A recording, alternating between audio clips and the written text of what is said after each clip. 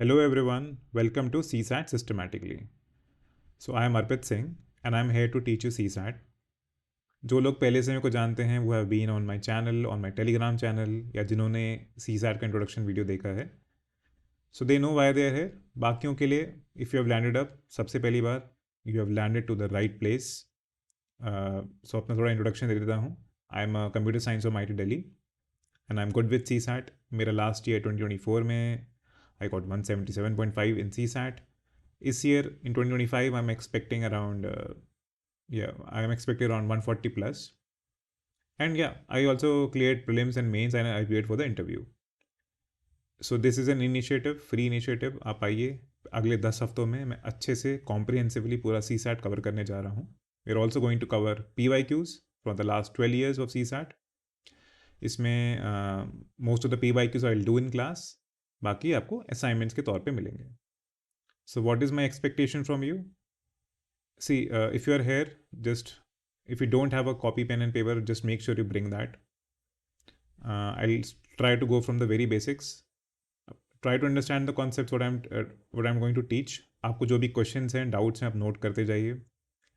Second, जो भी मैं कोई question दूँ, कोई problem solve करूँ, तो उसको solve करने से पहले, this is a video format, so you can pause the video, attempt it yourself, and then see how I approach the problem. Even if आपसे नहीं होता है एंड इवन इफ फील कि नहीं होगा, कभी कभी हम खुद ही मान लेते हैं कि ये क्वेश्चन तो मुझसे नहीं होने वाला है. Give it a try. See every question that you get wrong is going to teach you more than what you get right. So that is how you should follow along this lecture.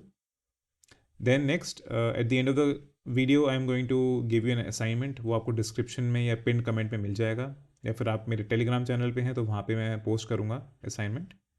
And week के and में, उस week में जो भी lectures हुए हैं उसके video solutions में मैं वो सारे असाइनमेंट के प्रॉब्लम सॉल्व करूँगा. One more thing, any question that you have through the class, during the class, उसको नोट डाउन कीजिए. आप उसको यूट्यूब कमेंट्स में डाल सकते हैं. I will respond to each and every comment. और you can go to the Telegram channel, under the video link आप जा सकते हैं, डिस्कस कर सकते हैं, and I will try to respond there. If I feel कि कोई ऐसा कॉन्सेप्ट है जो I need to revisit again, I need to teach it via some other method, ज़्यादा लोगों को डाउट आ रहा है, सो अगेन वो सोल्यूशंस वीडियो में वो डाउट्स भी मैं इनकॉर्पोरेट कर दूंगा. So now let us just move forward. This is number system. Let's start. So okay, so what are numbers about? See, you have to imagine कि हमेशा से ह्यूमैनिटी, देख एक ज़माना ऐसा भी था जब हमारे पास नंबर्स नहीं थे. बट जब नंबर्स नहीं भी थे, हमारे पास एक आइडिया था कि यार कुछ तो है जो कम है, कुछ तो है कुछ ज़्यादा है. Like if I am a farmer, मेरे पास शीप हैं, सो डेफिनेटली एक या दो नहीं था, वन और टू नहीं था, but there was an understanding. There was understanding in nature कि something is there which is more and less. More और लेस भी शायद एक टाइम पे वर्ड्स नहीं रहे होंगे. So but that is where we begin. हमने कहीं से the unit of something, the smallest of something which we can actually point out and see. अगर दो शीप, अगर यहाँ पे कुछ शीप हैं, यहाँ पे कुछ शीप है, तो ये the individual whatever you might want to call it, यहाँ से वन स्टार्ट हुआ एंड नेचुरली यहाँ से टू स्टार्ट हुआ एंड यहाँ से थ्री स्टार्ट हुआ एंड सो ऑन. ये क्या था, हमने पहले तो उसको शायद जैसे हम मूवीज़ में देखते हैं कि कोई जेल में बैठा है तो वो ऐसे चार लाइन लगा के फिर ऐसे पांच बना देता है, something like that. And that is I think what has happened. फिर अलग अलग तरह के न्यूमरल सिस्टम्स आए. We don't have to study all of that, but I am just trying to make you understand कि नेचुरल नंबर नेचुरल इसलिए हैं क्योंकि हमको दिख रहे हैं. एक एक टेंडेंसी है हमारे दिमाग की कि कुछ तो है जो दुनिया में दिख रहा है और उसको हमने कुछ नाम दे दिया है, एक दो तीन चार. And all of maths is just discovery. जो नेचर में दिख रहा है उसी के प्रिंसिपल्स को हमने कुछ वर्ड दिया, कुछ रूल्स दिए, एंड उसी के अंडरस्टैंडिंग से हमको और नए प्रॉपर्टीज़ पता चलती हैं, नए कॉन्सेप्ट्स आते हैं जो हम पढ़ेंगे. So this is natural number. Now हर जगह तो हम शीप को नहीं बना सकते या कुछ ऑब्जेक्ट को नहीं बना सकते, तो इसका हमने बड़ा एक अच्छा तरीका बना रखा है. Which is called a number line. So number line क्या है?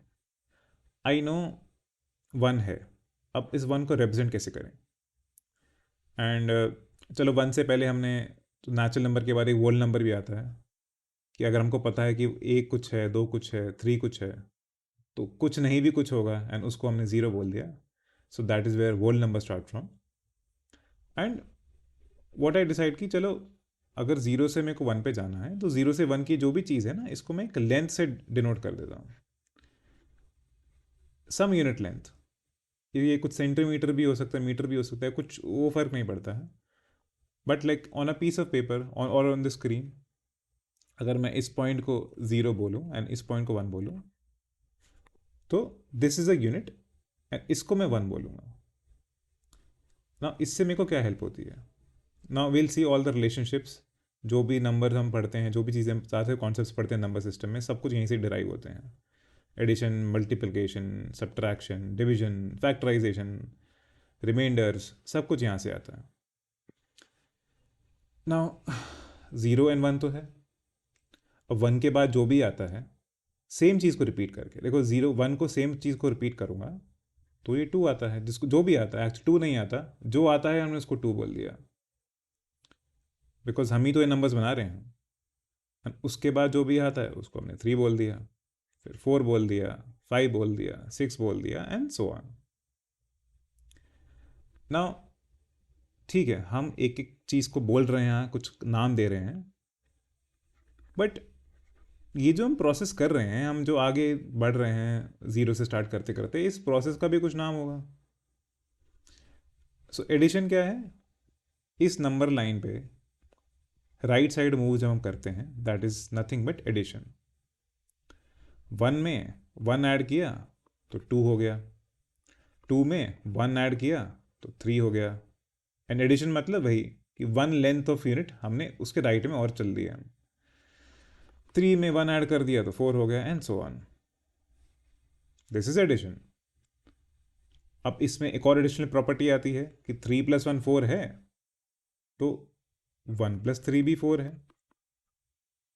देखो स्टार्टिंग में हमारे पास सिर्फ 1 था, राइट? सिर्फ हमने 1 डिफाइन किया था एंड उस 1 को डिफाइन करने के बाद हमने सारे नंबर्स ऐसे मार्क करते चले गए.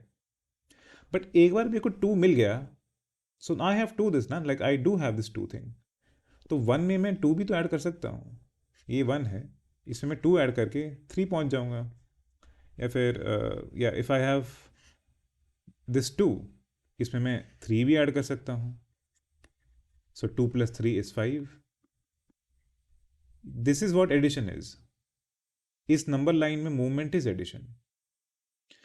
एंड नेचुरली तो फिर सेकेंड इसका नेक्स्ट कॉन्सिक्वेंस ये भी आता है कि मैं राइट में मूव कर रहा हूँ तो मैं लेफ़्ट में भी मूव कर सकता हूँ. तो लेट्स से मैं यहाँ 10 पर हूँ, तो 10 में से अगर मैं यहाँ 2 चले जाऊँ पीछे तो मैं 8 आ जाऊँगा. पीछे जाने का मतलब क्या है? मैं गया क्या? 2. मूवमेंट हुआ 2 का. मूवमेंट हुआ लेफ्ट साइड में, दैट इज़ 2. आंसर आया 8. So all addition subtraction is just this.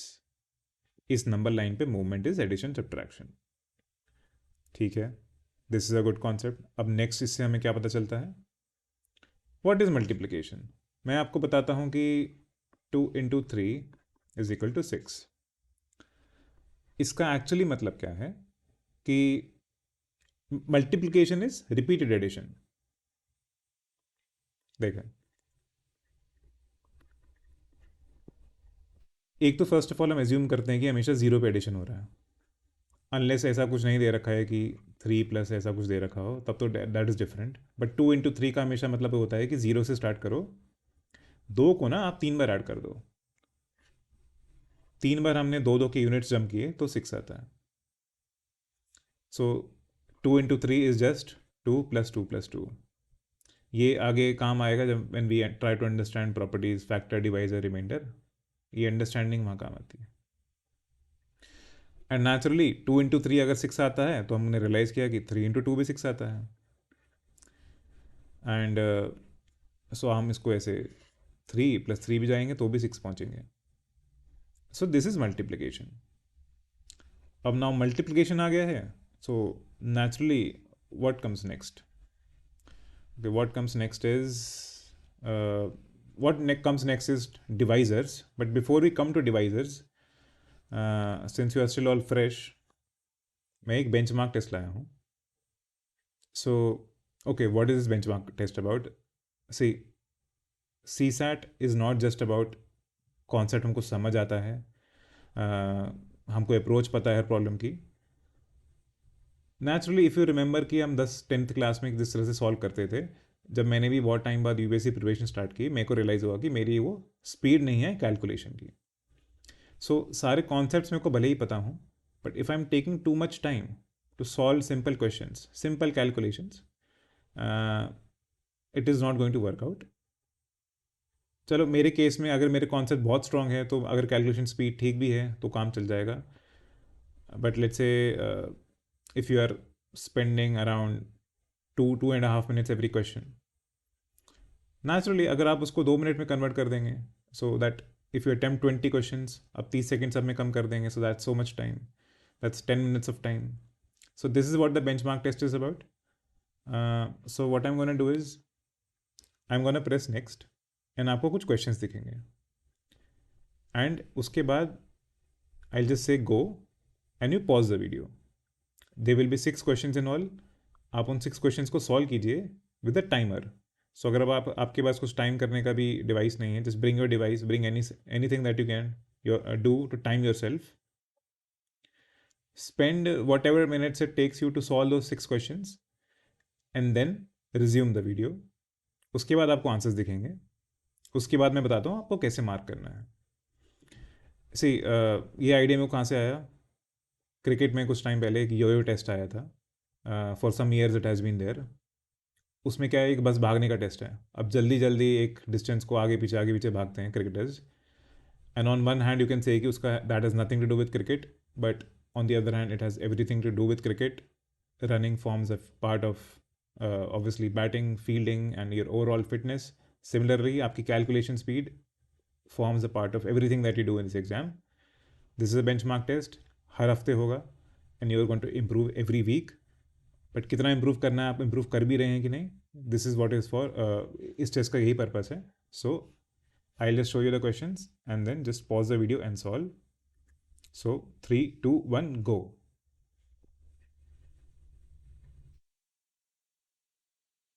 सो ठीक है, मैं रिज्यूम करने वाला हूँ आगे. आई एम एज्यूमिंग कि आपने सॉल्व कर दिया है इस पॉइंट तक.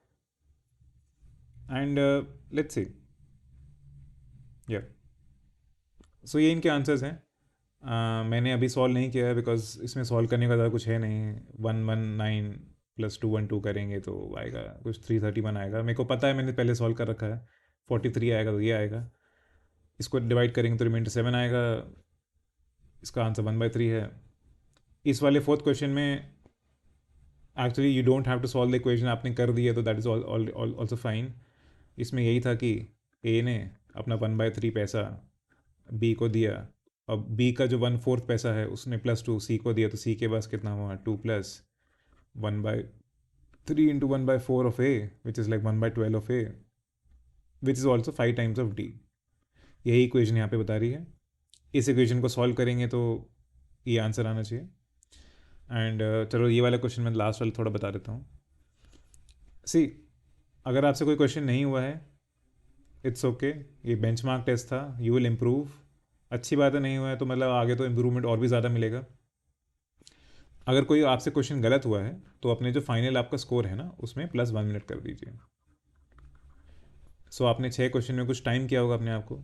Let's say I took 5 minutes, let's I took 4 minutes, and मेरे 2 क्वेश्चन गलत हो गए. सो I add 2 minutes, 6 minutes, which is 360 seconds. 360 seconds का एवरेज मैं करूँगा 60 सेकेंड्स. ये आपका बेंचमार्क स्कोर है. नाउ एवरी वीक ऐसे ही 6 क्वेश्चंस होंगे, थोड़ा टफ थोड़ी इजी. द पॉइंट इज़ कि वी आर टेस्टिंग कि ये सारे जो मैंने ये सारे क्वेश्चंस क्यों लिए हैं, because in every question you would see कि इनमें से कोई ना कोई स्किल यूज़ होती है. या तो हम कुछ कैलकुलेशन करते हैं, या हम डिवाइड करते हैं, हम फ्रैक्शंस को डील करते हैं, हम किसी इंग्लिश एक्सप्रेशन को मैथमेटिकल एक्सप्रेशन या इक्वेशंस में कन्वर्ट करते हैं, या हम इक्वेशन ही सॉल्व करते हैं, या हम अलग अलग करके कॉम्बिनेशंस देखते हैं. So that is how we are going to test ourselves every week. So now let us say आपका 60 सेकेंड्स आया है. Now imagine if you can reduce this to 45 seconds. तो लेट से अगर आप 20 question attempt कर रहे हैं, तो मैं ये बताना चाह रहा था पहले, 20 क्वेश्चन अटैम्प्ट कर रहे हैं, आपने हर क्वेश्चन में 15 सेकंड बचा दिया, तो आपने 300 सेकंड बचा लिए. 300 second is like 5 minute. 5 minute में शायद आप 2 या 3 और क्वेश्चन सॉल्व कर सकते हैं. 2-3 question is what, 7.5 marks. It can be a huge difference. So ये फोकस रहेगा ये हमारा. इसके लिए आपको अलग से बहुत कुछ करने की ज़रूरत नहीं है, but you will see as you solve questions जो क्लास वाले हैं, and also as you do the assignments, इसमें नेचुरली इंप्रूवमेंट दिखेगा. अच्छा, 6 क्वेश्चन मैंने नहीं बताया था. देखो इसमें क्या है, शर्ट्स हैं, ठीक है. शर्ट्स कौन कौन सी कलर की हैं, yellow, red and pink. And pants कौन कौन सी हैं, ब्लैक, वाइट एंड ग्रे. अब हमें कॉम्बिनेशंस बताने हैं. अब बताया है कि जो ब्लैक है वो सिर्फ येलो के साथ जाएगा. तो अगर मैं ब्लैक से पहले पैंट चूज़ करता हूँ, पैंट सिर्फ येलो से आएगी ये वाली, ब्लैक किसी और के साथ नहीं जाएगा. वाइट से पिंक के साथ जा सकता है, तो वाइट से पिंक के साथ जाएगा. पर ग्रे तीनों के साथ जा सकता है, तो यही 3 कॉम्बिनेशन यहाँ पे लिखे हैं. तो 5 कॉम्बिनेशन हो गए. लिखना ज़रूरी था क्योंकि मैंने काउंट करने को नहीं बोला था, लिखने को बोला था. Because this ability is tested in a lot of question as you will see. So now we move forward. Okay, very basic question. Starting में नंबर सिस्टम के क्वेश्चंस आपको बहुत ही बेसिक लगेंगे. When a certain number is multiplied by 7, the product entirely comprises on only 111. देखो बहुत number हो सकते हैं, इसने ये भी नहीं बोला कि कितने डिजिट हैं. तो ऐसे क्वेश्चन में ना आप क्या करो, ऑप्शन तो दे ही रखे हैं ना हमको, ऑप्शंस का यूज़ करो. 713, 723, 783, 873. तो सबसे पहले छोटा यही है, इसको 7 से मल्टीप्लाई कर देता हूँ. 7 × 3 कितना होता है, 1 2. 7 × 1 9. ये तो 9 आ गया, ये तो नहीं हो सकता. इसको मल्टीप्लाई करता हूँ तो 7 × 3 1 2 यहाँ पे वापस आ जाएगा. 7 × 14 16. ये भी 1 नहीं आ रहा, ये भी नहीं हो सकता. सारी मेहनत करवाएंगे आई थिंक, लास्ट वाले लग रहा मेरे को. 7 × 8 56 58. ये भी नहीं होगा. अब इसको कर दो 7 × 3 1, यहाँ 2 आ गया 49. हाँ तो 51 आ गया ना 5. एक्चुअली यही ऑप्शन होगा जब बाकी 3 नहीं है, but let me just do this. 61 7 × 5 35 41 and या ठीक है, ये आ गया final answer. And I think this should be the answer. Yes. So, okay, इस क्वेश्चन में I should have given you some time to just pause, but I think ये easy सा क्वेश्चन था. एक और चीज़, हर क्वेश्चन में ना यहाँ पे एक स्टार बना होगा. So 1 star is easy,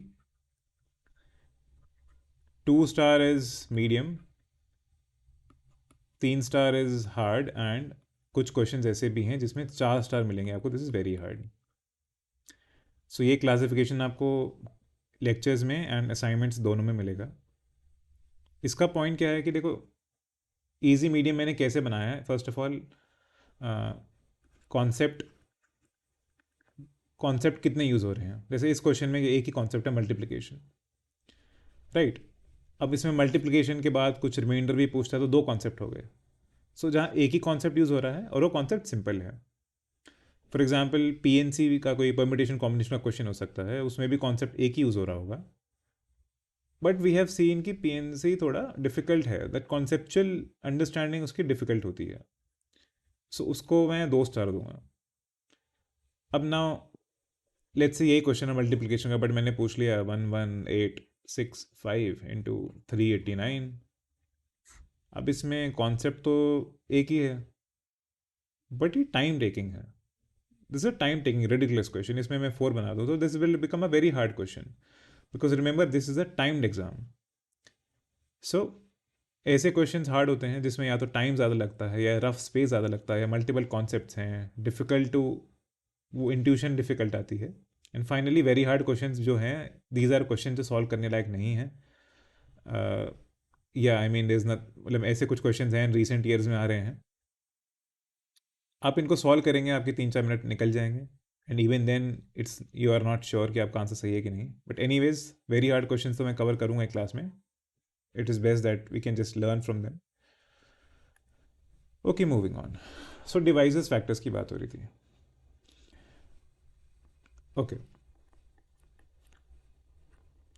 so let us से I have this number 6. Now I know कि मैं थ्री मैं मान लो मैं 1 का यूनिट लूँ.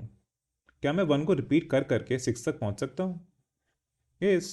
1 into 6 is equal to 6. Hence 1 जो है इसका डिवाइज़र है या फैक्टर है. इसका मतलब यही है, वो नंबर मुझे बताओ जिसको मैं रिपीट ऐड कर करके कितनी बार भी उस नंबर तक पहुंच सकूं. 2 को मैं 2 + 2 + 2 करूंगा, so I can reach to 6. So 2 is also factor. Similarly 3 is also a factor. And is 4 a factor? नहीं. इफ आई टेक 4 एंड इसको मैं रिपीट कर दूं तो मैं 8 तक पहुंचूंगा. 6 तो पहुंच जाऊंगा, but I need to reach exactly here, which I'm not able to do with 4, which I'm also not able to do with 5. And that is why 4 और 5 के फैक्टर्स नहीं हैं. 6 है, हाँ, every number is a factor of it self. इसका मतलब यही है कि उसको मैं एक बार रिपीट करूंगा तो मैं 6 तक पहुंच जाऊंगा. Similarly if you just take 8 and 1 तो आएगा ही फैक्टर, 2 भी आएगा, 3 नहीं आएगा. एज यू कैन सी 3 आता है, 6 आता है, 9 पहुंच जाता है, but 3 never reaches 8. Similarly 4 into 2 हो जाएगा एंड 8 is to 1 हो जाएगा. यही है फैक्टर्स का डेफिनेशन. एंड यहीं से प्राइम नंबर्स भी आते हैं, बट प्राइम नंबर्स को हम बाद में देखेंगे. या let us first look at some questions of divisors and factors. All right, if you want to attempt the question just attempt it. So ये लास्ट ईयर का क्वेश्चन था PYQ. What is the smallest 1 digit number having exactly 4 distinct factors. So 1 digit number ये 1 से 9 तक हो गए. अब इसमें दे रखा है. अब देखो ऐसे क्वेश्चन में क्या होता है कि सबसे पहले हम क्वेश्चन देखते हैं. सो इसमें बेस्ट अप्रोच ये रहता है कि आप पहले सिर्फ स्टेटमेंट 1 लो and then try to answer this question. Then सिर्फ स्टेटमेंट 2 लो, then try to answer this question. फिर देन दोनों स्टेटमेंट्स लो, then try to answer this question. तो इन इन 3 सिनेरियो से आपके सारे हो जाएंगे ऑप्शंस कवर. सो लेट से मैंने बस स्टेटमेंट 1 लिया या स्टेटमेंट 2 लिया, उससे मेरा क्वेश्चन सॉल्व हो गया. तो जैसे फर्स्ट ऑप्शन क्या कहता है कि the question can be answered by using one of the statements alone but cannot be answered using the other statement alone. So इसका मतलब ये है कि ये जो क्वेश्चन है इसको सॉल्व करने के लिए मेरे को कुछ इन्फॉर्मेशन चाहिए, और वो सिर्फ अगर एक ही स्टेटमेंट से मेरे को इन्फॉर्मेशन मिल चुकी है तो मैं ए ऑप्शन करूँगा, और दूसरे स्टेटमेंट से नहीं मिलती है. सो हाँ, अगर एक स्टेटमेंट से मेरे को इन्फॉर्मेशन मिल जाती है कि मैं क्वेश्चन सॉल्व कर दूँ, दूसरे स्टेटमेंट से नहीं मिलती है, उस केस में ये वाला पहला वाला ऑप्शन एप्लीकेबल होता. दूसरा क्या है कि यार कोई भी स्टेटमेंट उठा लो, उससे ही मेरा ये क्वेश्चन सॉल्व हो जाएगा, उस केस में ऑप्शन बी आता है. एक और सिनेरियो क्या होता है कि मैंने दोनों स्टेटमेंट ले ली, अकेले में मैं सॉल्व नहीं कर पा रहा था. Just one statement by itself was not giving me the answer, पर दोनों को मैंने जोड़ दिया तो I can just using that I can answer the statement. तो ऑप्शन सी आता है. और ऑप्शन डी है कि मैंने दोनों स्टेटमेंट ले लिए, फिर भी मेरे को इतना इन्फॉर्मेशन नहीं मिला कि एग्जैक्टली मैं क्वेश्चन आंसर कर दूँ. So that is a deal. Now ये मैंने ईजी इसलिए किया है because it could be too, अगर ये पहली बार ये फॉर्मेट आप देख रहे हो, सो उसके लिए थोड़ा कॉन्सेप्चुअल डिफिकल्टी हो सकती है कि क्वेश्चन का फॉर्मेट ही कैसा है. बट 1 के फैक्टर्स 1 होते हैं. वेट, या या सो 1 के फैक्टर्स 1 ही होते हैं. 2 का फैक्टर 1 2 होता है. 3 का 1 3 होता है. 4 का 1 2 एंड 4 होता है. 5 का 1 5 होता है. 6 का 1 2 3 6 होता है. सो 6 के 4 फैक्टर्स हैं. 7 अगेन प्राइम है तो उसका 1 7 आता है. 8 के फैक्टर्स 1 2 4 एंड 8. 9 के फैक्टर्स 1 3 एंड 9. ये इनके फैक्टर्स हैं. तो इमीडिएटली मेरे को पता चल रहा है कि यार इसके तो 2 आंसर्स हैं. अब 2 is one of the factors मेरे को बता रखा है. तो स्टेटमेंट 1 मैंने स्टेटमेंट 1 देखा, तो मैंने देखा कि अरे तो हाँ, 6 में भी आते हैं 2 फैक्टर्स, 8 में भी आते हैं, मतलब 6 में भी 2 फैक्टर आता है, 8 में भी आता है, तो इससे तो मेरा आंसर सॉल्व नहीं हुआ। बट क्वेश्चन क्या पूछा है, what is the smallest one digit number having exactly 4 distinct factors. So I would say हाँ यार, सो ना this is tricky question, I come to this कि इसकी लैंग्वेज थोड़ी अजीब सी है, बिकॉज मेरे को तो पहले से ही पता है ना, like smallest one digit number having exactly 4 distinct factors, वो तो 6 है, वो तो मेरे को वैसे पता ही है बिना स्टेटमेंट्स के। But let us see, statement 2 ये बता रहा है कि 3 is one of the factors, तो उस केस में 8 की तो बात नहीं हो रही है, 6 की बात हो रही है। सो दिस क्वेश्चन मैंने इसलिए डाला है because I think this question should be dropped, because what is the smallest one digit number having exactly 4 distinct factors, अगर वैसे नंबर्स की बात हो रही है तो मेरे को पहले से ही पता है बिना कुछ देखे कि ऐसा सबसे छोटा नंबर तो 6 होता है। सो इसका ऑप्शन होना चाहिए कि it can be answered even without using one of the statements. Okay, so इसका आंसर डी होना चाहिए। बट अगर मैं एज्यूम करूँ कि मेरे को नंबर्स के बारे में कुछ नहीं पता है, मेरे को स्टेटमेंट ही यूज़ करने हैं, तो I need both the statements, कि अगर मेरे को डिसाइड करना है कि 6 होना चाहिए, 8 होना चाहिए। सो इसका आंसर सी भी हो सकता है, डी भी। आई थिंक डी होना चाहिए इसका आंसर, बिकॉज यार मुझसे डायरेक्टली क्वेश्चन पूछा है कि what is the smallest one digit number, मैं 1 से 10 के नंबर्स देख लूँगा ना, 1 से 9 के नंबर्स देख लूँगा, उनके फैक्टर्स देख लूँगा, उनमें देखूंगा कि 6 सबसे छोटा है जिसके 4 फैक्टर्स हैं, बाकी इससे 6 से छोटे नंबरों के कम फैक्टर, दो या तो 2 फैक्टर हैं या 3 फैक्टर हैं, जिससे 4 के 3 फैक्टर हैं, तो मेरे को ज़रूरत ही नहीं पड़े ना स्टेटमेंट्स की। In that way it is, answer is D. But if I am suppose to not assume any thing मेरे को कुछ पता ही नहीं है, देन आई थिंक दोनों स्टेटमेंट की ज़रूरत पड़ेगी।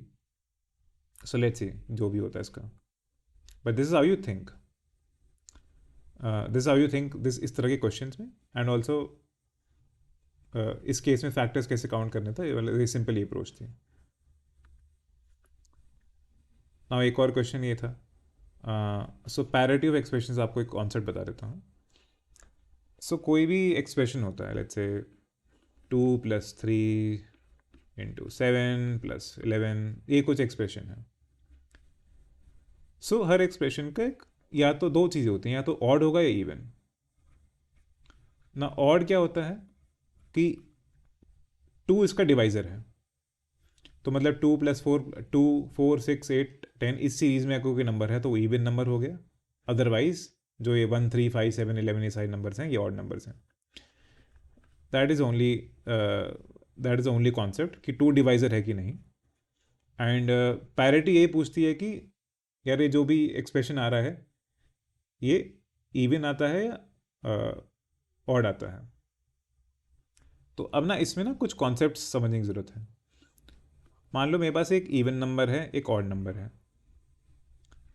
सो अगर मैं नंबर लाइन एज्यूम करूं और मैं इवन प्लस ऑड करता हूं, यहाँ तक मान लो इवन नंबर था एंड यहाँ तक कुछ ऑड नंबर था।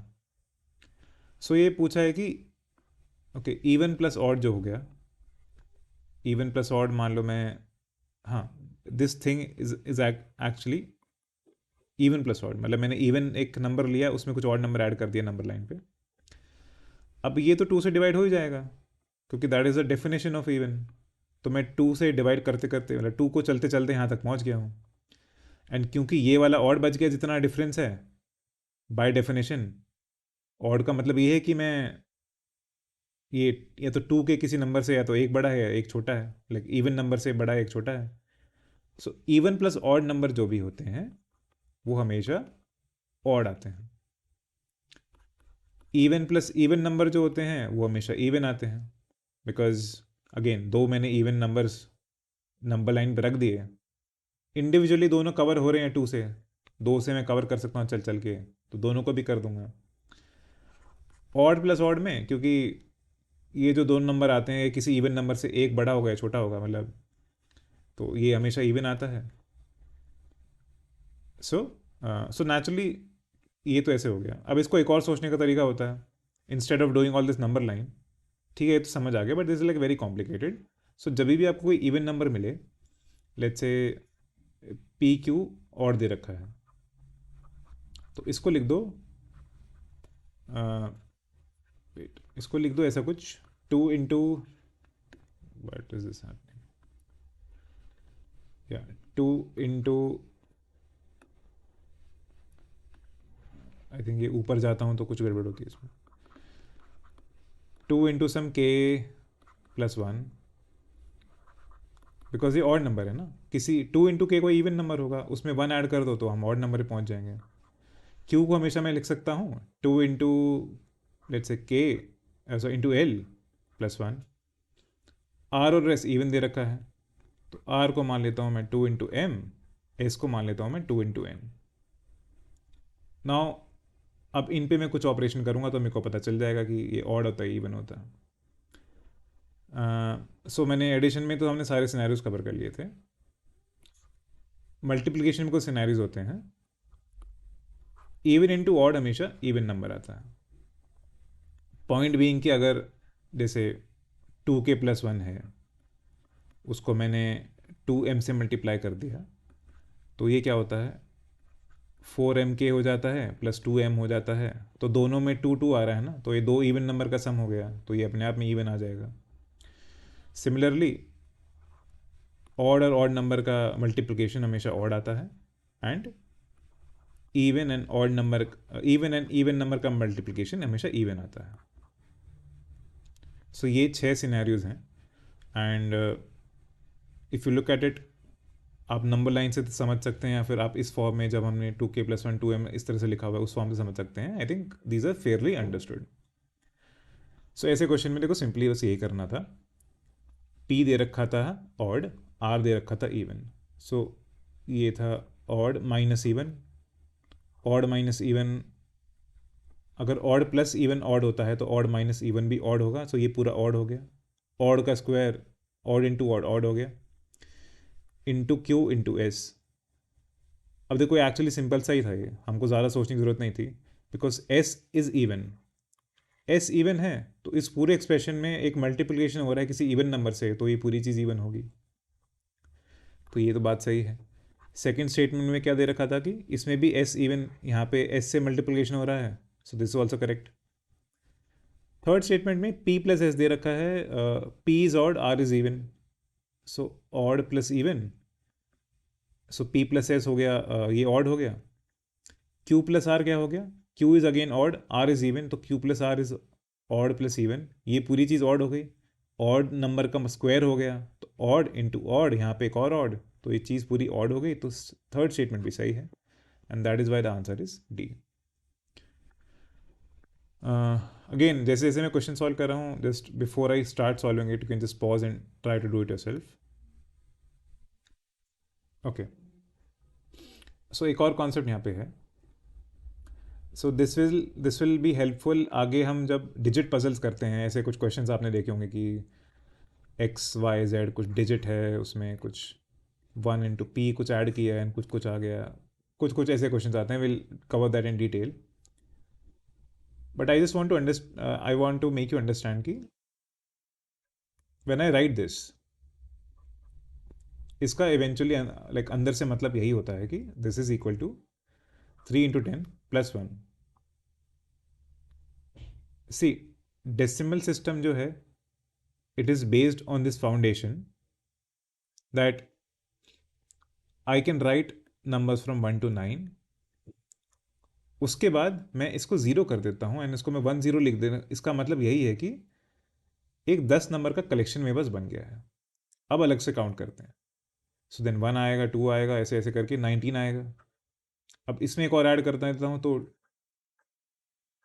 इज इक्वल टू 2 into 10, तो 10 नंबर के दो कलेक्शन मेरे पास बन गए हैं, एंड फिर मैं आगे और प्रोसीड कर सकता हूँ 21 22 23, यही चीज़ होती है। इसी तरह आई रीच 31।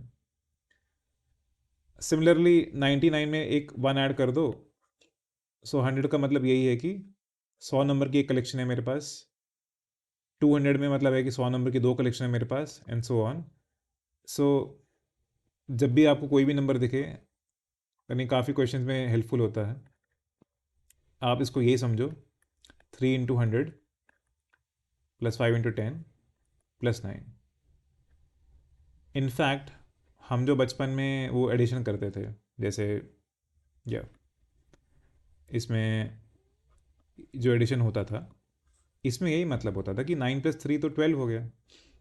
तो 12 को मैं कैसे लिखूँ, 2 और एक मेरे पास 10 की कलेक्शन बढ़ गई। उसी को तो कैरी ओवर बोलते थे। ये हमको नहीं सिखाते थे, बस याद करने को बताते थे कि ऐसे याद कर लो। बट कैरी ओवर क्या है कि 12 को मैं 2 और एक 10 की कलेक्शन, तो वो 10th प्लेस में चला गया। अब लेट से ये 8 होता, सो 1 + 6 8, 14 हो गया। अगेन एक और कलेक्शन 100 की बढ़ गई मेरे पास, तो ये 1 यहाँ चला गया, तो 542 हो गया। सिमिलरली लेट्स से 143 इंटू 27 कुछ मल्टीप्लिकेशन है। सो ये हम ऐसे लिखते थे ना उसको, 7 × 3 1 2, 7 × 4 28 30, और ये 1000 1001 हो गया। तो हम ये एक्स क्यों लिखते थे, एक्स से ज़ीरो लिखते थे? बिकॉज यहाँ पे एक्चुअली हो क्या रहा है, ये मल्टीप्लाई हो रहा है 20 + 7 से। तो 7 से कुछ मल्टीप्लाई होगा, देन 2 से कुछ मल्टीप्लाई होगा, पर जो 2 से मल्टीप्लाई होगा उसमें एक ज़ीरो हम और ऐड कर देंगे, और ये वही ज़ीरो होता था। So I mean this is fairly basic, but क्यों एज्यूम करूँ कि क्या पता ये अंडरस्टैंडिंग आपको कहीं और काम आ जाए। डिजिट बदल्स में आएगी काम, will do a lot of questions there. So this is representation of numbers. Okay, yeah, now we'll use that application here.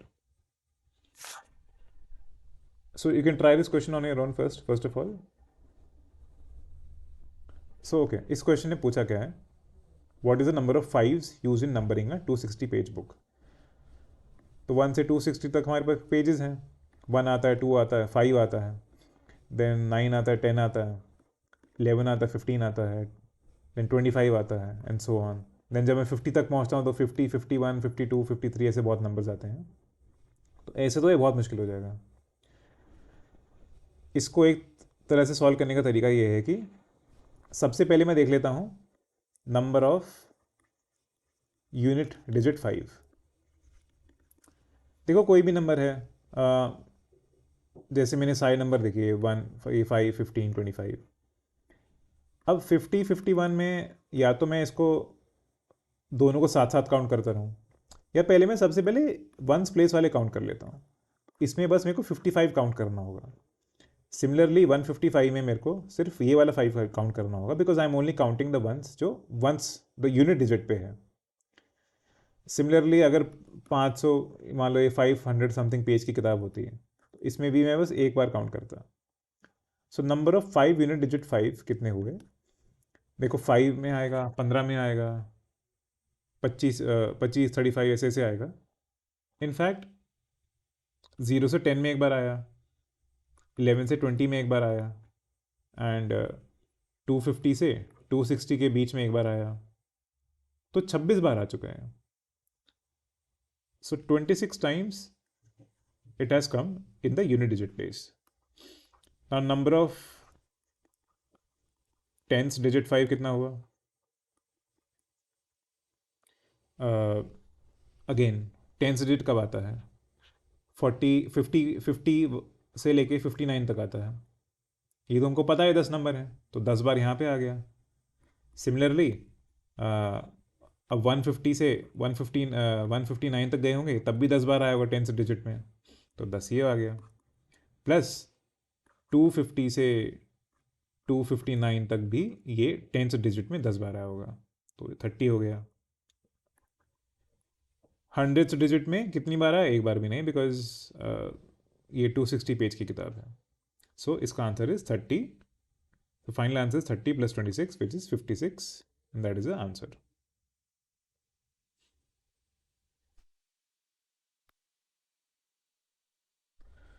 All right, so इस क्वेश्चन में पूछा है कि there is a printer, it prints a number of printer number, prints होना चाहिए था I think, या number of pages of book starting from 1।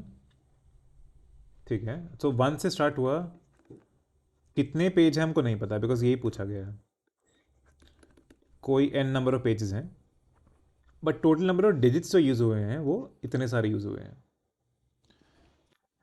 सो थोड़ा सा आइडिया लगाने के लिए, एक तो पहले ना आप ऑप्शन से ही पता चल रहा है कि 1000 पेज तो हैं ही। सो 1000 पेज मतलब 4 डिजिट उसमें यूज़ होते हैं। सो इसमें कैसे अप्रोच कर सकते हैं? स्टार्टिंग से अप्रोच करते हैं कि चलो 1 से जो 9 नंबर है इसमें कितने डिजिट्स यूज़ हुए? 9। 10 से लेके 99 तक, 10 से लेके 99 में कितने नंबर्स हैं? 90 नंबर्स हैं, 89 नंबर्स नहीं है बिकॉज 10 भी इंक्लूड हो रहा है। सो ये मान लीजिए कि 99 में से 9 हटा दिए तो 90 पेज बच गए। उन 90 पेज में 2 डिजिट यूज़ हो रहे हैं। सो इसमें 90 इंटू 2 डिजिट्स 180 डिजिट यूज़ हुए। अब नेक्स्ट 100 से 999 तक तो हमको जाना ही है बिकॉज हमको पता है कि जो आंसर है वो 1000 से ऊपर है, ऑप्शन देख के समझ आ रहा है। सो ये कितना हो गया? ये 900 हो गया। 900 में हर नंबर में हमको कितने डिजिट यूज़ करने पड़ रहे हैं? 3 करने पड़ रहे हैं। तो ये 2700 हो गया। अब इसको ऐड कर लेता हूँ मैं। 2700 180 एंड 9 विच इज़ ओके 2889। लेकिन हमको बोला है कि 3089 digits in all are used. So okay this is थोड़ा बेसिक इजी सा ही है। ये 200 बच गए, राइट? हाँ, 200 पेज 200 डिजिट बच गए हैं ना। 200 डिजिट बच गए तो कितने पेज बचे होंगे ना? 1000, 1001, इन सब में 4 डिजिट यूज़ हो रहे हैं। सो लेटेस्ट से मैं पेज नंबर n तक गया तो n माइनस 999 जो भी इतने पेज जो हैं इसमें 4 डिजिट यूज़ हो रहे हैं is equal to 400। So this equal to 50।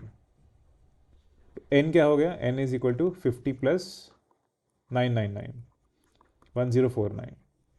इसको ऐसे भी वेरीफाई कर सकते हैं कि हम हमारे पास 200 डिजिट और हमको यूज़ करने थे। सो 1000 से 1049 में 50 पेज हैं, 50 पेज में इंटू 4, हर पेज में 4 डिजिट यूज़ हो रहे हैं तो 200 डिजिट यूज़ हो गए। तो इससे this is the answer I will get, and that is the answer. Okay, this is also कुछ सिमिलर सा क्वेश्चन लग रहा है कि okay this is different. How many numbers are there between 100 and 300 जो या तो बिगिन होते हैं 2 से या एंड होते हैं 2 से? ठीक है। सो कौन कौन से आएंगे इसमें? 102 आएगा, 112 आएगा, 122 आएगा। ये तो हमको पता है। 192 तक जाऊंगा मैं तो कितने 10 नंबर तो ये हो गए। ऑलराइट, फिर 200, दो नहीं 200 ही आएगा। हाँ, बिकॉज बिगिन में 2 भी बोला है।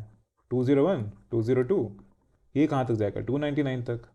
ये तो 100 नंबर हो गए। बिकॉज इसमें तो हमको दिमाग भी नहीं लगाना चाहता। इसमें बोला है कि या तो और पूछा है ना? ये नहीं पूछा कि सिर्फ या तो बिगिन ही होना चाहिए एंड ही होना चाहिए। बिगिन भी हो सकता है एंड भी हो सकता है। तो ये सारे 200 टू 299 100 नंबर तो एलिजिबल हैं। 10 नंबर यहाँ पे काउंट हो गए। तो आंसर इज 1010 या 1110 110 या। सो this is answer. Again this is a basic question. So starting के जो नंबर सिस्टम के क्वेश्चन है इसमें ज़्यादा कुछ कॉन्सेप्ट नहीं है, जस्ट कि नॉर्मल अंडरस्टैंडिंग नंबर्स की होनी चाहिए। नंबर्स दिख रहे हैं, उसमें ज़्यादा कुछ ऑपरेशन यूज़ नहीं हो रहा है, कुछ फैक्टराइजेशन नहीं है, रिमाइंडर नहीं है, जस्ट नंबर्स हैं। सो ये क्वेश्चन 2018 का PYQ। Again pause if you want to attempt it yourself. Easy question है। x and y are natural numbers other than 1, y is greater than x, which of the following represents the largest number. So ऐसे question में क्या हम इसको example ले सकते हैं? सो इसकी ना एक अंडरस्टैंडिंग ये होनी थी कि कुछ क्वेश्चंस में क्या होगा कि जैसे इस क्वेश्चन में आपको x और y बता दिया है एंड 4 ऑप्शन ये हैं, चारों ऑप्शन में x और y ही है। तो जो ऑप्शन सही होगा वो मतलब हर x और y के लिए सही होना चाहिए। बिकॉज क्वेश्चन ऐसा क्लेम कर रहा है कि हमने दो x और y नंबर लिए हैं। ये कोई भी नंबर हो सकते हैं। अब कोई भी नंबर हो सकते हैं, इनके बीच में कोई रिलेशनशिप बताना है। तो अगर ऑप्शन में x और y ही है तो मतलब ये so then it should be applicable for all options. No let's say question की लैंग्वेज ऐसी होती है कि x and y are natural numbers. Is it possible, अगर ऐसा पूछा होता कि चल चल पहले ऐसा पूछा होता कि x और y नेचुरल नंबर्स हैं, ग्रेटर देन 1 है दोनों, y जो है वो x से बड़ा बता रखा है, इज़ इट पॉसिबल कि एक्स प्लस वाई जो है वो ग्रेटर देन है एक्स वाई से, ऐसा कुछ मान लो पूछ लिया। सो इस क्वेश्चन में आप कोई भी एग्जांपल नहीं ले सकते, बिकॉज यहाँ पूछा था कि इज़ इट पॉसिबल। अगर ऐसा क्वेश्चन होता है, स्पेशली जो स्टेटमेंट कंक्लूजन वाले क्वेश्चन आते हैं ना, जो हमने देखा था, जिसमें पूछा था कि सबसे छोटे फैक्टर्स कौन से हैं होते हैं, लाइक किस नंबर के 4 डिस्टिंक्ट फैक्टर्स होते हैं, और उसमें आंसर 6 आया था। उस वाले क्वेश्चन में हर नंबर के लिए एप्लीकेबल ऐसा कुछ नहीं पूछा था। बट इस क्वेश्चन में if you look at the language, जिसमें बोला है कि एक्स और वाई कोई भी नेचुरल नंबर्स हैं अदर देन वन, एंड इनके बीच में कोई रिलेशनशिप बताया कि इनमें से सबसे लार्जेस्ट नंबर कौन सा होगा, तो हमेशा ही ट्रू होना चाहिए। सो लेट्स से मैं इसमें ना बहुत बड़ा भी नंबर ले सकता हूँ, मैं 10 और 12 भी ले सकता हूँ।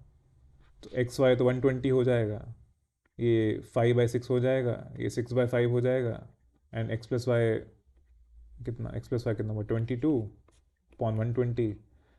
ये तो इमीडिएटली दिख रहा है कि पहला ही ऑप्शन सही होगा, बट एक्चुअली इसमें ज़्यादा सोचने की ज़रूरत नहीं थी। आप बस ऑप्शंस को देखो, आपको समझ आ जाएगा कि एक्स और वाई नेचुरल नंबर है, तो मल्टीप्लिकेशन जनरली बड़ा ही होता है। डिवीजन में कहाँ बड़ा होगा, डिवीजन तो छोटा कर देता है, तो ये दोनों तो वैसे ही नहीं हो सकते। और अगर आपको ए और डी में कन्फ्यूजन हो रहा है, तो आप कुछ एग्जाम्पल लेके देख लो।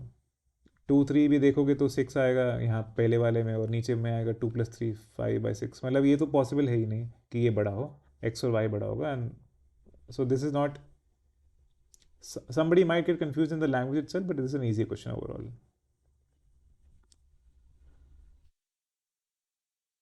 Okay, this is another PYQ, another simple PYQ. Just simple calculation कुछ होती है इसमें. So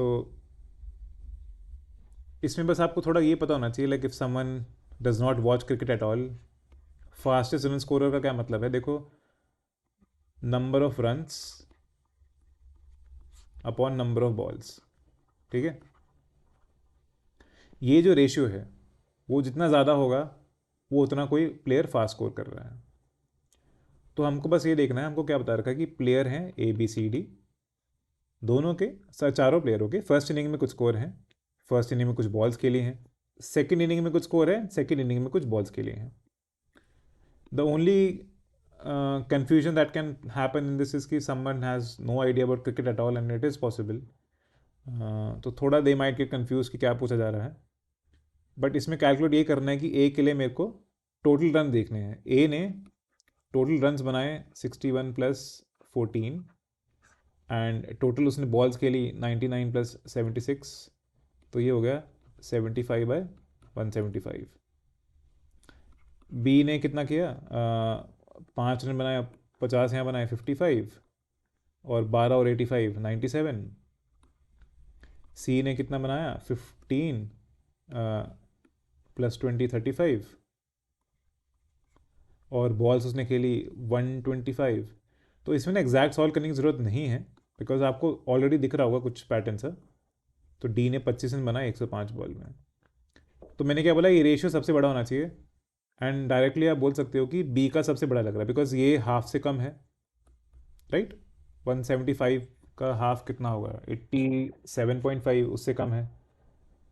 इसका हाफ कुछ 48.5 होगा, ये उससे बड़ा है, ये ग्रेटर देन हाफ है।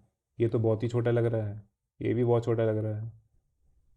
सो some basic calculation and comparison of fractions, and also this comparison is not that difficult because easily पता चल रहा है।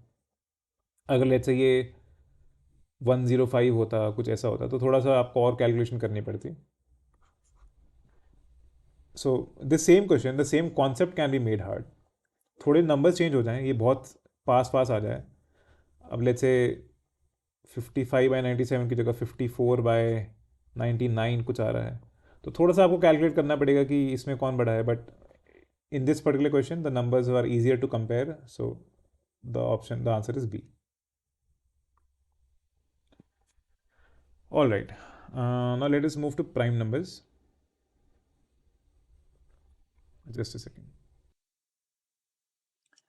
All right, तो देखो प्राइम नंबर्स क्या होते हैं।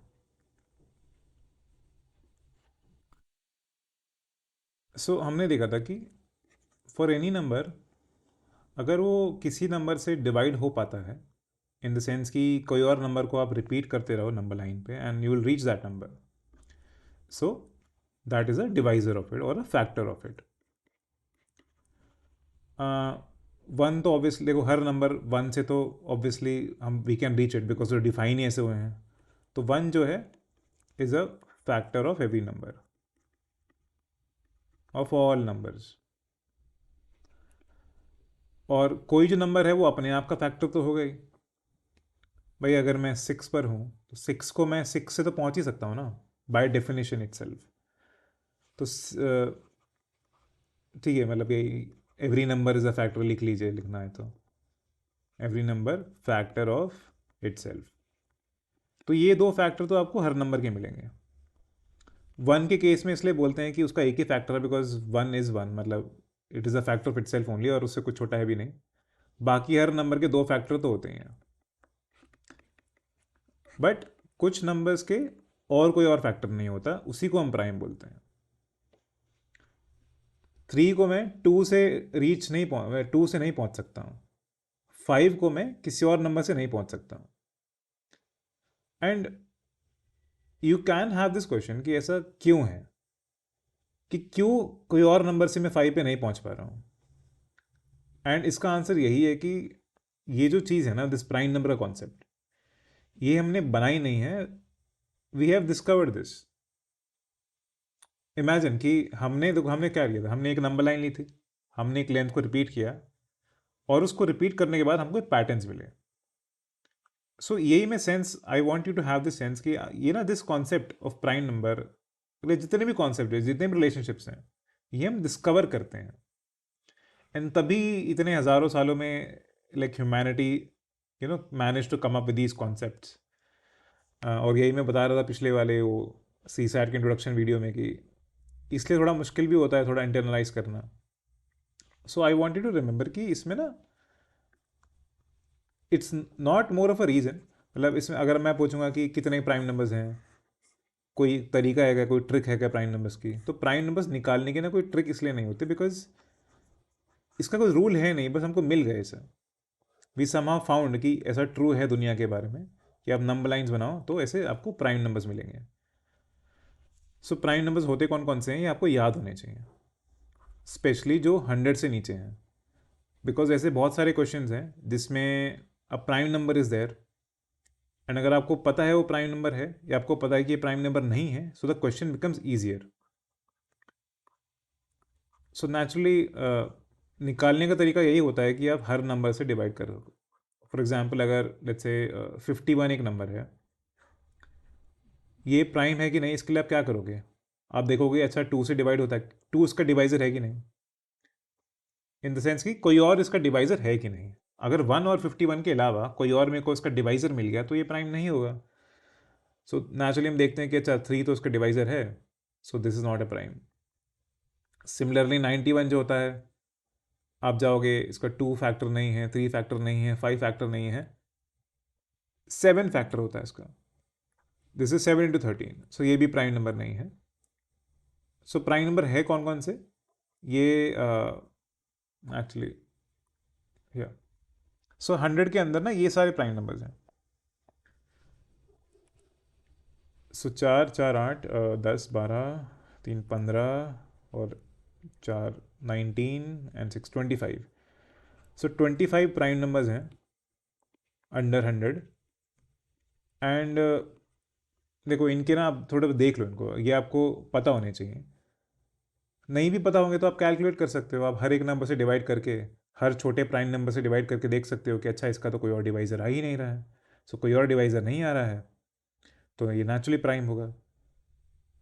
But because there only 25 and you just थोड़ा थोड़ा कुछ इसमें और पैटर्न्स भी दिख जाएंगे आपको. सो 23 29 31 37.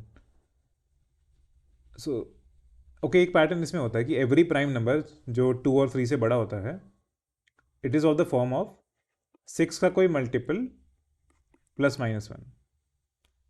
देखो ये भी 12 के +-1 है, ये 18 के +-1 है, 23 इज़ 24-1, 29 इज़ 30-1, 31 इज़ 30 +1. Do you see why? इसका रीज़न भी यही होता है कि देखो, कोई नंबर होता है 6 का मल्टीपल है, उसका अगला नंबर होगा 6+1, उसका अगला नंबर होगा 6+2, उसका नंबर हो गया 6+3, 6k+4, 6k+5 एंड 6k+6, तो वो भी 6 का मल्टीपल हो गया। तो देखो यही दुनिया के सारे नंबर जो हैं वो यही 6 प्रकार के होंगे। 6 × k कोई प्राइम नंबर हो सकता है? नहीं, बिकॉज 6 × k का क्या मतलब है कि हम तो इसको 6 से रीच कर ही सकते हैं, 6 तो इसका डिवाइजर है ही, सो ये प्राइम नंबर नहीं है। 6k+2 ऑब्वियसली इवन है, 6k+4 ऑब्वियसली इवन है, 6k+3 को ऑब्वियसली हम 3 इसका डिवाइजर होगा। हम डिविजिबिलिटी पढ़ेंगे अच्छे से, so I will cover all of these things, but even if you ठीक है, I will cover this again, but 6+3 is always divided by 3, it can be divided by 3। So यही दो ऑप्शंस बचे। 6k+5 को मैं लिख सकता हूँ कि 6 × सम नंबर -1, सो इसलिए ये एक पैटर्न होता है, अदरवाइज और कुछ पैटर्न नहीं होता। आप ये बस याद करिए 31, 37, 41, 43, 47, 53, 59, 61, 67, 71, 73, 79, ये याद रहेंगे तो अच्छा है, डायरेक्ट क्वेश्चंस बन जाते हैं। इनफैक्ट एक तो फॉर एग्जांपल ये PYQ है, सो इसमें कुछ पूछा गया है कि which group is different from others. अब जिसको प्राइम नंबर्स की आदत है उसको तो समझ आ ही जाएगा कि हाँ ये तो प्राइम नंबर्स लग रहे हैं, एंड वो देखेगा अच्छा इस ऑप्शन में 91 दिया हुआ है, we know 91 is not a prime number, so यही एक ऑप्शन होगा which is like the odd one out, so this should be the answer. मतलब इसको आप ऐसे समझ लो कि once you are use to seeing this, अगर मैं आपको एक फ़ोटो दिखाऊं जिसमें आपके घर वाले हैं एंड एक स्ट्रेंजर है, तो पूछो कि ऑड वन आउट कौन सा है, so that is a level of familiarity you need here. So ये 1-2 बार 2-3 बार आप देख लीजिएगा, लिख लो इसको, बार बार देख लेना, 3-4 बार दिख जाएंगे एग्ज़ाम से पहले, एंड स्टार्टिंग वाले तो याद रहते ही हैं, question will be easier, time बच जाएगा, सॉल्व तो फिर भी हो ही जाएगा। सो या ओके, नेक्स्ट क्वेश्चन इज, ये 2025 का PYQ था। 3 prime numbers PQR each less than 20 are such that P minus Q is equal to Q minus R. So each less than 20 में देखो सबसे पहले हमारा दिमाग जाना चाहिए कि प्राइम नंबर बोला है लेस देन 20, तो प्राइम नंबर होते कौन कौन से हैं? 11, 13, 17, 19, ठीक है, such that P minus Q is equal to Q minus R। So ऐसे में कोई इक्वेशन दी हुई है तो इस इक्वेशन को सिंप्लीफाई करने की कोशिश करते हैं, तो इसमें क्या लिखा गया है कि P minus Q is equal to Q minus R, इसका मतलब यही होता है कि P plus R is equal to 2 × Q। तो अगर मैं 3 ऐसे प्राइम नंबर लूँगा इसमें ये रिलेशनशिप आएगा ना। How many distinct possible values, देखो ये नहीं पूछा है कि ऐसे कॉम्बिनेशन कितने हो सकते हैं, इस तरह के कॉम्बिनेशन का जो सम होता है उस तरह के यूनिक सम कितने हो सकते हैं। So how many distinct possible values of this some is being asked, alright. One confusion क्या ना कर कि हमें इसका ही कॉम्बिनेशन पूछा है, तो ठीक है, हम इसको देख लेते हैं। सो देखो ऐसे क्वेश्चन में how how will you proceed.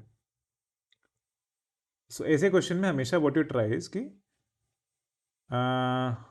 आप एक नंबर को फिक्स कर लो, फिर बाकी के ऑप्शंस देखते रहो कि पॉसिबल क्या क्या है। तो देखो P plus R is equal to Q लिखा है, तो उसको लिख सकता हूँ कि P plus R by 2 is equal to Q। इसकी क्या एडवांटेज है इस तरह से सोचने की? देखो ऐसे तो इतने सारे नंबर हैं, 1 2 3 4 5 6 7 8 प्राइम नंबर हैं। अब 8 प्राइम नंबर में आप 3 तरह के कॉम्बिनेशन ढूंढते रहोगे तो बहुत टाइम लगेगा। तो इस तरह से प्रोसीड करते हैं कि P plus R by 2 is equal to Q। तो मान लो Q 2 है, क्या ऐसे दो प्राइम नंबर के सम का हाफ हो सकता है? वो ये तो सबसे छोटा है, तो Q इज इक्वल टू 2 तो पॉसिबल ही नहीं है, बिकॉज अगर मैं 3+5 लूँ या 3+7 लूँ, उनको 2 से डिवाइड करूँ तो ये तो सब ज़्यादा बड़े नंबर आएंगे, तो Q is equal to 2 possible नहीं है। इस Q is equal to 3 possible? Q is equal to 3 मतलब दोनों बाकी दो नंबर का सम 6 होगा। ऐसे कोई भी दो प्राइम नंबर है जिनको सम करके 6 होगा? नहीं, ये भी पॉसिबल नहीं है। Q is equal to 5। तो इस बाकी दोनों का नंबर का सम कितना होगा? 10। 10 पॉसिबल है दो प्राइम नंबर का सम करके? हाँ, 3 7 पॉसिबल है, 3 7 या 7 3। तो ये कॉम्बिनेशन हो गया। सो इसमें मेहनत लगेगी, इसमें कोई शॉर्टकट नहीं है, बिकॉज ऐसा कुछ पैटर्न नहीं है, आपको ये करना ही पड़ेगा, आपको एक एक नंबर जाके करना पड़ेगा। So the idea is just to be quick with this is why benchmark test में जो 6 क्वेश्चन था वो इसलिए था, बिकॉज इस तरह के आपको कॉम्बिनेशन बहुत बार करने पड़ते हैं। सो Q इक्वल टू 7, मतलब दो प्राइम नंबर्स का सम 14 होना चाहिए। सो 3 11 हो सकता है। ऑलराइट, 3 11 हो सकता है, और कुछ नहीं हो सकता। अब आप सोचोगे कि अच्छा 14 सम होगा दो नंबर का, दो प्राइम नंबर का सम 14 है, इसके खुद के कॉम्बिनेशन कैसे मैं निकालूं? उसमें भी एक बड़ा रख लो। देखो 14 से बड़े वाले तो छोड़ ही दो, वो तो पॉसिबल नहीं है। तो 13 1 हो सकता है, 11 3 हमने कर दिया, 7 7 7 7 भी हो सकता है, बिकॉज या हमको ये नहीं बोला है कि पी क्यू आर डिस्टिंक्ट है। ऑल राइट, ठीक है, 7 7 भी पॉसिबल है। Then let's say Q is equal to 11, तो दो नंबर का सम 22 होना चाहिए। 22 हो सकता है, 19 प्लस 3 हो सकता है, सही बात है। 17 प्लस 5 हो सकता है। एक्चुअली ना हमको ये सारे काउंट करने की जरूरत नहीं है, क्योंकि हमको बोला है कि distinct possible values of the sum. तो अगर हमको P और R मिल गए, दोनों का सम तो 22 है ना, तो इंटरचेंज 19 और 3 भी हो जाएगा, 17 और 5 भी हो जाएगा, दोनों का सम तो 22 आएगा। ओके, सो इसमें ये पॉसिबल है, तो और भी पॉसिबल होंगे, बट हमको सारे कैलकुलेट करने की जरूरत नहीं है। तो मान लो Q इज इक्वल टू 13 है, तो दोनों का बाकी दो नंबर का सम 26 हो सकता है क्या? 19 प्लस 7 हो सकता है। Q का अगर Q 17 है, तो बाकी दो नंबर का सम 34 हो सकता है क्या? या 17 17 हो सकता है। अगर Q 19 है, बाकी दो नंबर का सम कितना होना चाहिए? 38 होना चाहिए, 38 हो सकता है एक्चुअली। ओके, ऑल राइट, तो अगर ये दोनों, ओके, इसमें ना एक गड़बड़ है। अगर ये तीनों नंबर अलग हो, अगर तीनों नंबर डिस्टिंक्ट नहीं होंगे, तो दोनों को सेम, तीनों को सेम ले लो। अगर पी क्यू आर दोनों सेम है, पी इज इक्वल टू, तीनों सेम है, P is equal to Q is equal to R, तो फिर ऑब्वियसली ये चीज़ तो ट्रू होगी। और ये इन तीनों का सम क्या होगा? 3Q। तो ऐसे तो बहुत सारे नंबर पॉसिबल हैं। सो बिकॉज इसमें डिस्टिंक्ट नहीं बोला हुआ है, सो the answer should be more than 6 easily. और अगर डिस्टिंक्ट बोला होता, ठीक है, अगर डिस्टिंक्ट नहीं है, अगर पी क्यू आर डिस्टिंक्ट हैं, नॉन डिस्टिंक्ट रिपीट हो सकते हैं मतलब, तो फिर तो आंसर 8 है, मतलब आंसर को ज़्यादा ही हो जाएगा, 8 हो जाएगा answer, because her prime number के लिए हम तीनों को सेम ले सकते हैं, तो 8 सम पॉसिबल हैं। अगर ये डिस्टिंक्ट हैं, तो डिस्टिंक्ट वाला केस हम ओरिजिनली सॉल्व कर रहे थे, तो उसमें 5 वाला आया, 7 वाला आया, 11 वाला आया, 13 वाला आया, 17 वाला नहीं आया, कोई डिस्टिंक्ट नहीं हो सकता, तो उसमें okay, let me do this, इसको रेज करके एक बार वापस से समझा देता हूँ, दोनों केस समझा देता हूँ।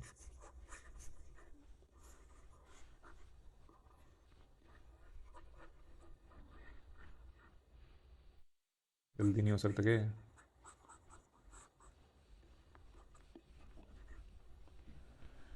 देखो,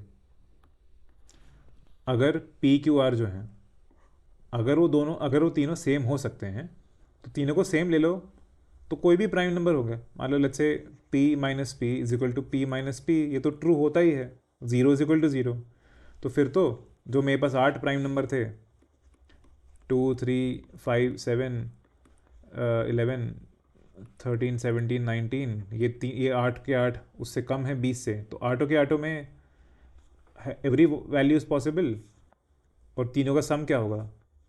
3 इंटू दैट प्राइम नंबर, तो 3 इंटू 2 6, 9 15 21, तो 8 सम पॉसिबल हो जाएंगे। तो उस केस में तो 8 answer is 8। But what if P Q R distinct, जो कि क्वेश्चन में लिखा नहीं हुआ है, बट स्टिल हमें तो सीखना है, हमें तो क्वेश्चन से, ये तो हो गया पेपर ना, अब थोड़ी आएगा ये क्वेश्चन, हमें तो सीखना है इस क्वेश्चन से। अगर ये डिस्टिंक्ट होते तो मैं वही लेता, मैं पहले क्यू को 2 लेता, फिर देखता किसी दो प्राइम नंबर का सम 4 है, वो पॉसिबल नहीं है। क्यू को 3 लेता, दो प्राइम नंबर का सम 6 है, नहीं है पॉसिबल। क्यू को लेता 5, तो पॉसिबल होता सम 7 3 10। क्यू को लेता मैं 7, तो दो प्राइम नंबर का सम 14 हो सकता है, हाँ पॉसिबल है। क्यू को लेता मैं 11, दो प्राइम नंबर का प्राइम नंबर का सम 22 हो सकता है 17 5। एंड सिमिलरली दो प्राइम नंबर का सम 26 हो सकता है, सही बात है। 34 हो सकता है, 34 नहीं हो पाएगा देखो, 19 प्लस 15 चाहिए होता हमको, नहीं है। 17 17 हम नहीं ले सकते, रिपीट नहीं कर सकते, तो इसमें कोई पॉसिबल नहीं है।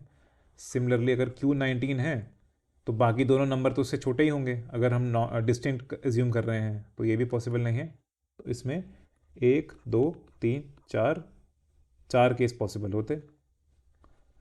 सो अगर डिस्टिंक्ट वाले केस में answer should have been 4। So I think मैंने डिस्टिंक्ट एज्यूम करके ही सॉल्व किया था ये ओरिजिनली, बट मैंने रियलाइज़ की तो ऐसा लिखा नहीं हुआ है कि डिस्टिंक्ट है। So now you know both the approaches.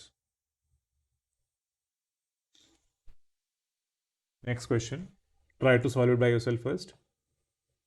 Consider the first 100 natural numbers. All right, इनमें से कौन कौन से नंबर डिविजिबल नहीं हैं इनमें से किसी से भी। तो चलो ऐसे इसको कैसे सोच सकते हैं, मैं 1 से कोई 100 नंबर ले रहा हूँ, मतलब ऐसा कोई नंबर नहीं होना चाहिए जिसका ये फैक्टर है। पहली बात, इसमें ना 9 तो यूजलेस है।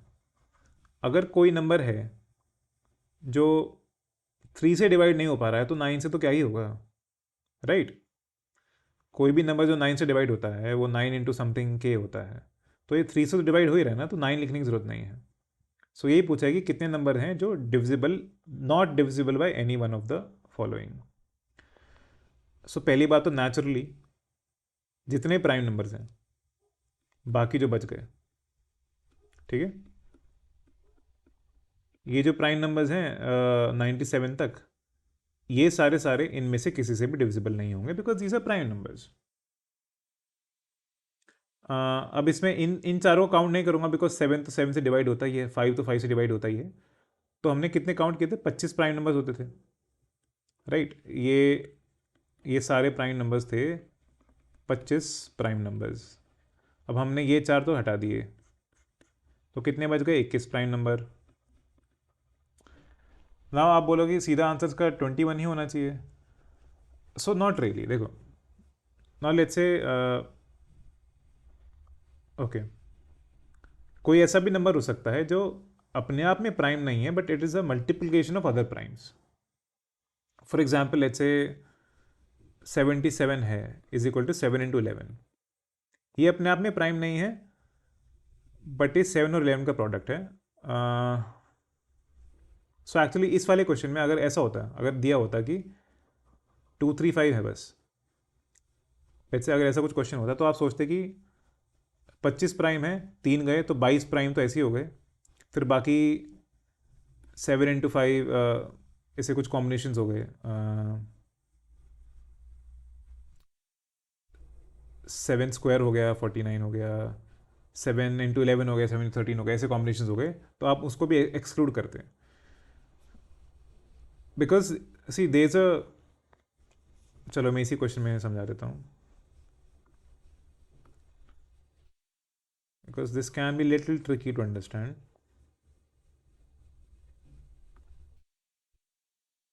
मान लो ये 100 की जगह ना 150 दिया होता, या तो इसको आप कैसे सॉल्व करते हैं। पहली बात, आप सारे प्राइम नंबर देखते 150 तक, जितने प्राइम नंबर हैं 2 3 5 7 को हटाकर, वो तो डिविजिबल नहीं होगी 2 3 5 7 से। सेकेंडली, ऐसे कुछ नंबर हो सकते हैं जो दो अलग प्राइम नंबर के मल्टीपल्स हैं, लाइक प्रोडक्ट्स हैं। फॉर एग्जाम्पल 7 के बाद आता है 11 13, सो 11 इंटू 13 कितना होता है 143। सो 143 प्राइम नंबर नहीं है, लेकिन it is a product of two such primes जो इन चार में से नहीं है। इनसे बड़े दो अलग प्राइम नंबर का मल्टीप्लिकेशन भी इनमें से किसी से डिविजिबल नहीं होगा। हाँ, अगर 7 का कुछ प्राइम नंबर से मल्टीप्लाई करेंगे तो वो तो डिविजिबल होगा 7 से, बट क्योंकि ये 11 इंटू 13 का प्रोडक्ट है, सो वो इनसे किसी से डिविजिबल नहीं होगा। सिमिलरली 13 और 17 का प्रोडक्ट हो गया, या 11 इंटू 17 का प्रोडक्ट हो गया, बट 11 टू 17 बेसिकली 187 हो गया, तो ये बहुत ही बड़ा नंबर हो गया।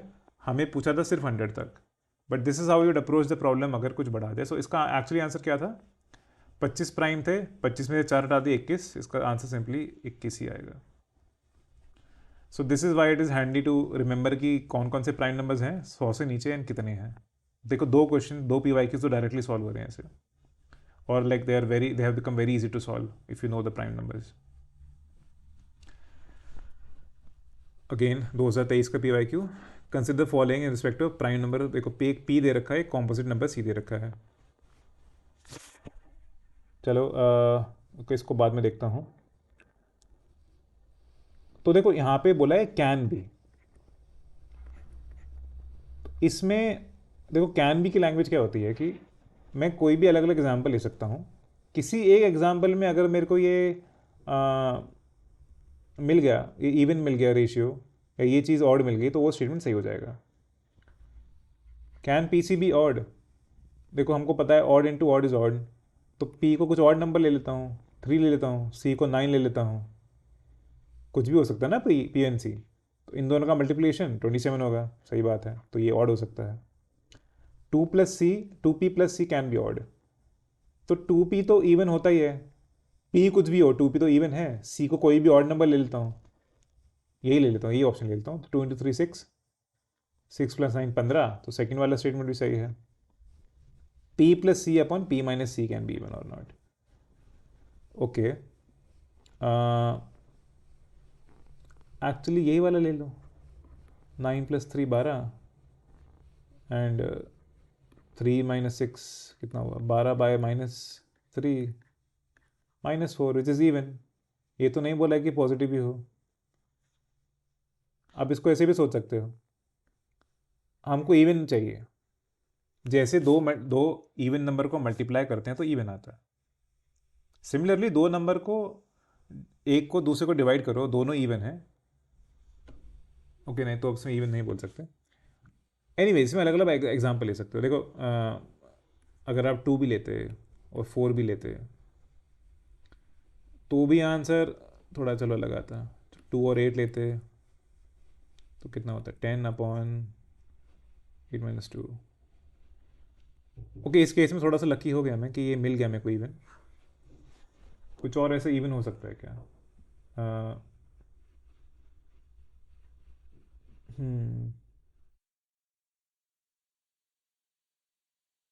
मान लो मैं 3 और 15 लेता, तो सम ऊपर 18 आता, नीचे डिफरेंस कितना आता 12, तो ये तो इवन नहीं होगा। या फिर 7 15 लेता, 11 15 लेता। बेसिकली देखो इसमें ट्रिक क्या होगी अगर सोचना ही है ऐसे, कि हमको एक ना, पहली बात तो ये नंबर चाहिए, ये एक नेचुरल नंबर है, इंटीजर आना चाहिए, ये फ्रैक्शन नहीं आना चाहिए। तो मैं P और C को ना आसपास लेता हूँ, क्योंकि अगर मैं आसपास ले लूँगा तो नीचे वाला नंबर छोटा आएगा, नीचे वाला नंबर छोटा आएगा तो शायद ऊपर वाले को अच्छे से डिवाइड कर दे। सो मान लो मैं से 11 एंड 15 लिया होता, तो दोनों का सम 26, डिफरेंस 4, ये तो नहीं बैठा सही। या 13 15 ले लेता हूँ, हाँ, दोनों का सम 28, दोनों का डिफरेंस 2 14। तो इस तरह पॉसिबल है। 9 और 3 वाला एग्जाम्पल भी सही था, तो मतलब ये भी स्टेटमेंट सही है, तो तीनों स्टेटमेंट सही हैं, बट थोड़ा सा ट्रिकी था ये सोचना। So all statements are correct here. Moving on to another question, ये भी प्राइम नंबर से रिलेटेड है।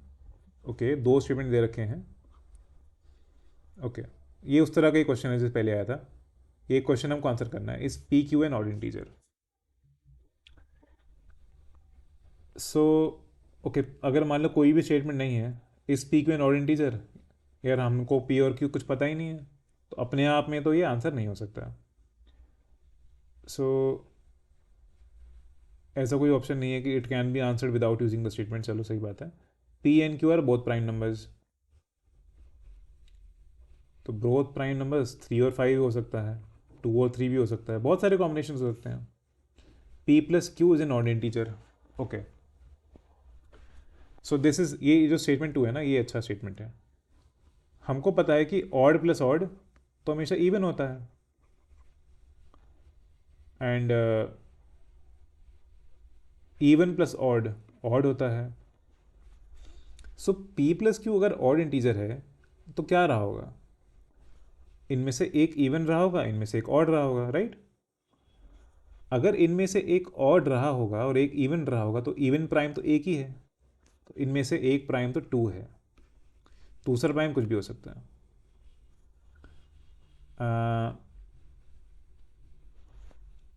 लेकिन हमको दोनों, अगर ये दोनों स्टेटमेंट हम कंसिडर, ओके चलो एक एक ऑप्शन करके देखते हैं।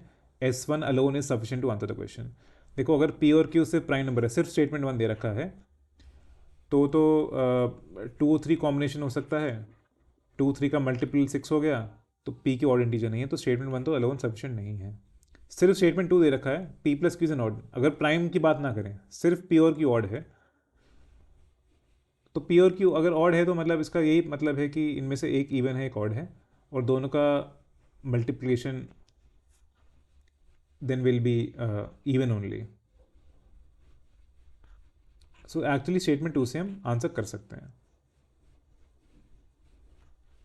Okay, so this again this might be tricky. ये पूछा है कि is P Q an odd integer, ये नहीं बोला है कि ये, इस क्वेश्चन का आंसर येस भी हो सकता है, नो भी हो सकता है, हमको येस नो आंसर करना है। सो स्टेटमेंट 2 ने बताया है कि P plus Q is an odd integer. इसका मतलब क्या है कि एक तो ऑड हो गया, एक इवन हो गया, तो दोनों का जो मल्टीप्लिकेशन है वो तो पक्का इवन ही होगा। So is P Q an odd integer, answer is no, but हमने आंसर तो कर दिया ना। ये मत कंफ्यूज होना कि आंसर येस ही होना चाहिए, आई थिंक ये 2 स्टार होना चाहिए। So, इसलिए I would say statement 2 is alone sufficient to answer the question. दोनों स्टेटमेंट चाहिए, इस जरूरत नहीं है, so answer should be B.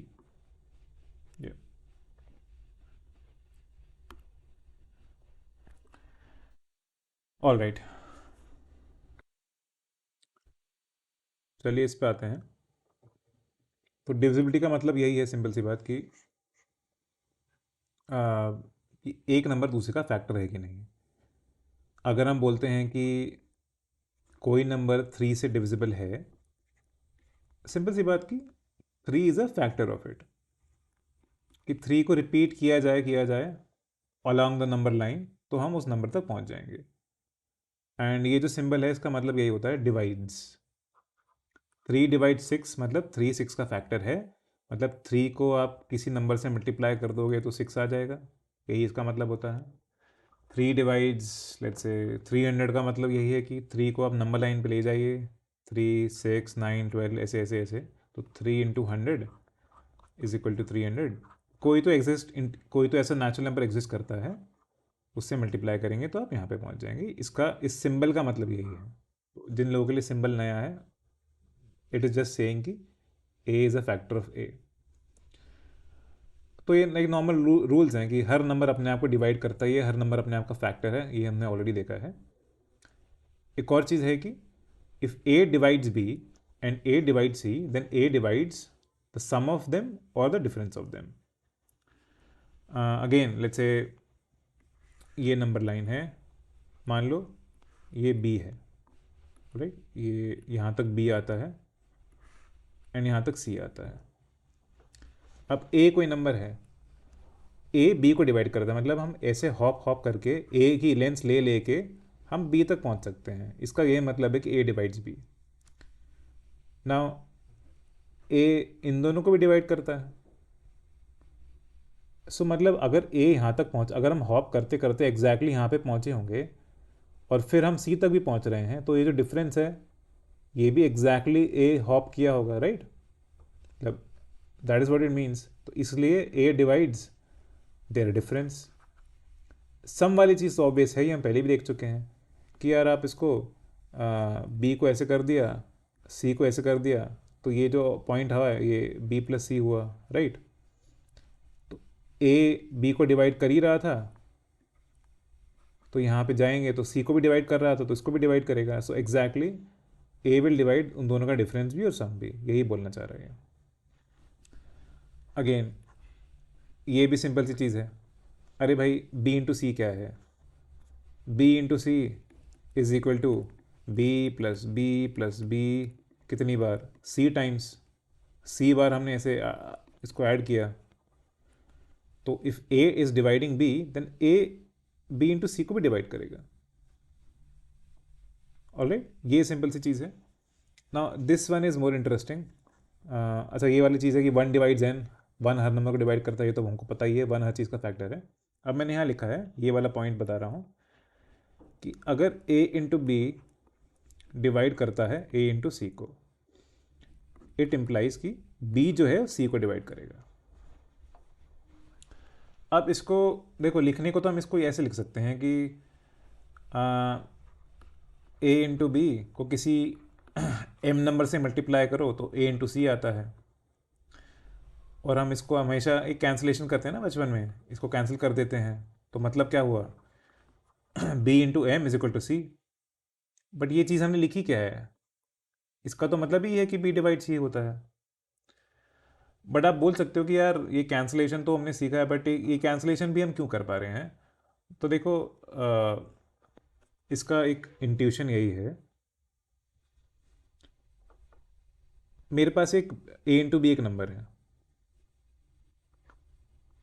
And ये जो बी है मैं इसको ए बार लिखूं, बी प्लस बी ए बार लिखूं, इससे मैं डिवाइड कर सकता हूं सी प्लस सी ए बार, ए टाइम्स। यही तो बोलना चाह रहा है मैं। ए इंटू बी एक्चुअली होता क्या है? बी को मैं ए बार अपने आप में ऐड करूं, ये जो भी नंबर आ रही है, जो भी एक स्केल आ रहा है, ये लेट्स से मान लो ए इंटू बी है, और ये मान लो ए इंटू सी है। इस वाली लेंथ को मैं रिपीट करता जाऊं तो मैं यहाँ कहीं पहुँच जाऊँगा, ये बोला जा रहा है। अब इसको आप ऐसे समझो कि यार व्हाट इफ ये एक हमने एक नंबर लाइन बना रखी है, ऐसा भी तो हो सकता है ना जैसे हमने इसको ए टाइम जूम कर दिया हो। देखो, अगर ये ए इंटू बी टाइम्स को मैं बार बार रिपीट करूं और ए इंटू सी पहुँच जाऊँगा, तो अगर सिर्फ अकेला बी होता, let me think of a better analogy. इसको आप ऐसे समझो कि ये जो लेंथ थी, मैंने ना इसको ए टाइम्स छोटा कर दिया। अगर मैंने इसको आधा कर दिया होता और इसको भी आधा कर दिया होता, सो अगर ये अभी डिवाइड कर रहा है और दोनों को मैंने आधा कर दिया, मतलब मैंने नीचे वाले नंबर बड़े वाले नंबर दोनों को आधा कर दिया, तो भी डिवाइड करेगा। क्या है ये? ऐसे तो हो गया ना कि मान लो ये 5 किलोमीटर की डिस्टेंस है, 5 किलोमीटर की डिस्टेंस को मैं एक प्रॉपर स्केल मेरे पास है, स्केल से मैं उसको डिवाइड कर सकता हूँ, मतलब बार बार रिपीट करूँगा तो मैं 5 किलोमीटर तक पहुँच जाऊँगा। अब मैं इसको आधा कर दूँ और उसको भी आधा कर दूँ तो भी, because there is a symmetry here, so ये जो रिजल्ट है इसका जो हाफ होएगा ये भी इसको डिवाइड करेगा। I mean that is a intuition that is there. So इसीलिए दिस रूल होल्ड्स कि अगर दोनों जगह एक नंबर है तो आप इसको कैंसिल कर सकते हो। ये कुछ ना फैक्टराइजेशन वाले क्वेश्चंस में, कुछ इक्वेशन सॉल्व करने में, और जब भी हम ऐसे लिखते हैं कि 2 × 3 इज इक्वल टू 2 × x, तो हम जो करते हैं वो यहीं से आता है बेसिकली ना। अब इसके ना कुछ डिविजिबिलिटी के रूल्स आते हैं, वो तो एक जनरल मैंने अलग अलग नंबरों का बता दिया कि अगर हर तरह के नंबर हैं तो कैसे उनको कैसे इनके रूल्स होते हैं डिविजिबिलिटी के। बट क्वेश्चन जो जनरली आते हैं वो सिंपल से ऐसे आते हैं कि आई डोंट नो, 1384 2 से डिवाइड होता है क्या? क्या ये चीज़ ट्रू है? जो कि ट्रू है। एंड 2 का देखो रूल यही होता है, ओके, आई थिंक ज़्यादा लोगों को रूल्स पता होंगे but I just go through them again. 2 का रूल यही होता है कि देखो, कोई भी नंबर है जैसे 1384 है, ये एक्चुअली है क्या? 138 इंटू 10 प्लस 4। अब ये तो इंटू 10 है, अब इंटू 10 है तो ये तो 2 से डिवाइड हो गई, right, because 10 is also a multiple of 2, मतलब इसको ऐसे लिख सकते हैं। अब यहाँ 138 तो इवन है, पर अगर इवन नहीं भी होता, ये कोई भी नंबर होता, अब ये इंटू 10 से मल्टीप्लाई हो रहा है तो ये तो 2 से डिवाइड हो गई, तो एंड में बचा क्या, बस एंड वाला। तो 2 के केस में आप जस्ट यूनिट डिजिट पे जो है, so for 2 look at unit digit, वो अगर 0 2 4 6 8 है तो that number is divisible by 2। इसी को हम बोलते हैं कि वो इवन है। खैर 2 की बताने की ज़रूरत नहीं है, बिकॉज या we I think every one knows it so well, this is the most easiest to find. 3 का डिविजिबिलिटी रूल यही होता है कि आप सारे जो डिजिट्स हैं उनको ऐड कर दो। अब इसमें क्या होता है, 138 है, इसको सबको ऐड करोगे तो 1 + 3 4 + 8 12। क्या 12 3 से डिवाइड होता है? हाँ होता है, तो इसलिए this is divisible by 3। Similarly 197 हो गया, इसमें 10 17 हो गया, 17 डिविजिबल बाय 3 होता है? नहीं होता है, तो ये डिविजिबल नहीं होता। इसका रूल क्यों है, ऐसे कैसे होता है, that is little bit tricky, but I don't think we need to cover इसका प्रूफ क्या है, ये रूल कहाँ से आ रहा है। 9 का भी ऐसा ही होता है सिमिलरली। 9 में भी आप क्या करो, जैसे 144 है, आप इसके सारे सम्स को, सारे डिजिट्स को ऐड करोगे तो 9 आएगा। 9 is divisible by 9, so this is actual divisible. तो 9 में क्या करते हैं, you take the sum of all the digits, उसको 9 से डिवाइड, अगर वो 9 से डिवाइड होता है तो the number will be divisible. तो 2 हो गया, 3 हो गया, 9 हो गया। 10 में हमेशा बस ये देखते हैं कि एंड में 0 आ रहा है कि नहीं। 5 में हमेशा देखते हैं कि एंड में 0 या 5 आना चाहिए यूनिट डिजिट पे।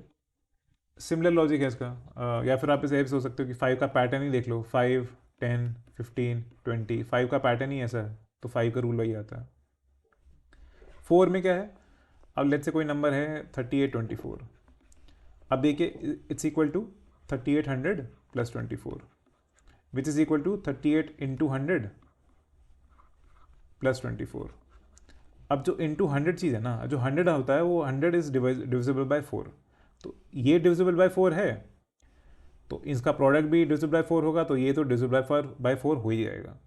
तो इसलिए 4 के केस में हमेशा आखिरी 2 नंबर को देखते हैं, आखिरी 2 डिजिट्स को देखते हैं। अगर ये अपने आप में भी 4 से डिविजिबल हो गया, सो बेसिकली अगर ये 04 08 12 16 20 24 28 32 36 40 इस टाइप की चीज़ें अप टू 96 कुछ ऐसा कुछ है, तो मतलब ये डिविजिबल बाय 4 होगा। 8 के केस में ऐसा हो जाता है कि जो 1000 होता है ये एग्जैक्टली 8 × 125 होता है, तो 1000 इज डिविजिबल बाय 8। तो कोई भी नंबर हो गया 93 120 लेट्स से, इसमें हम इसको लिखते हैं 93 × 1000 + 120। अब ये तो हमको पता है कि 1000 तो 8 से डिविजिबल होता है, तो ये तो पूरी चीज़ हो जाएगी 8 से डिविजिबल। अब आप इसको देख लो बस आखिरी दिन में, अब व्हाट दिस इज 8 × 15, पर आपको देखना पड़ेगा, मतलब इसका कुछ और शॉर्टर फॉर्म नहीं है। तो ये इंटरेस्टिंग था। अब 6 वाला इंटरेस्टिंग है। देखो क्या होता है कि 6 इज इक्वल टू 2 × 3। तो कोई नंबर को अगर 6 से डिवाइड कोई नंबर हो रहा है, अब ये कोई नंबर लाइन है, यहाँ पे कोई नंबर है, ये 6 है, और यहाँ पे कोई बहुत बड़ा नंबर है, हमें देखना है कि 6 इसको डिवाइड करता है कि नहीं। अगर 6 इसको कर रहा है एंड 2 तो 6 को करता ही है भाई, अगर 2 6 को डिवाइड करता है और 6 इसको डिवाइड करे तो 2 मतलब इस नंबर को भी डिवाइड करेगा। सिमिलरली 3 भी इस नंबर को डिवाइड करेगा, बिकॉज 3 6 को डिवाइड करता है। सो इसमें सिंपली देखो, आपको 6 का ही याद रखना है, तो द रूल इज कि a number should be even it should be divisible by 2 and it should be divisible by 3। अगर ये दोनों कंडीशंस ट्रू हो जाएंगी तो वो 6 से डिविजिबल होगा। बट अगर आपको कोई भी नंबर बताना है, लेट्स से 15 से देखना है आपको, 15 से कोई भी नंबर डिविजिबल देखना है, तो आप क्या देखोगे, आप 3 से, क्योंकि 15 इज इक्वल टू 3 इंटू 5, आप पहले देखोगे वो नंबर 3 से डिविजिबल है कि नहीं, वो 5 से डिविजिबल है कि नहीं। अगर दोनों के दोनों साथ में अप्लाई हो रहे हैं तो वो 15 से भी डिविजिबल होगा। ये एक जनरल आइडिया है जिससे आप किसी भी नंबर से डिविजिबिलिटी चेक कर सकते हो। ना वन मोर थिंग, 7 का मैंने नहीं दिया है बिकॉज 7 का बड़ा ही कॉम्प्लिकेटेड सा है। I don't think it needs to be done. देखो अगर कुछ भी कन्फ्यूजन होती है ना, and I think this a question there, एक PYQ आएगा, ठीक है, मतलब मैं ये बताना चाह रहा था कि जो PYQ सॉल्व करेंगी, बट कोई भी नंबर है, बहुत बड़ा सा अजीब सा नंबर दे रखा है 18765, जैसा बेंचमार्क टेस्ट में क्वेश्चन था आज ही वाले, तो उसमें मैंने कुछ नंबर से डिवाइड करके देखा था। आप बस डिवाइड करके देख लो, क्योंकि ऐसे it is not really required कि आप हर तरह के नंबर का डिविजिबिलिटी रूल याद रखो। 11 वाला इज़ इंटरेस्टिंग, 11 वाला भी बता देता हूँ, 11 का भी याद रख सकते हो। अब जैसे कोई नंबर है 121, तो इसमें क्या होता है कि आप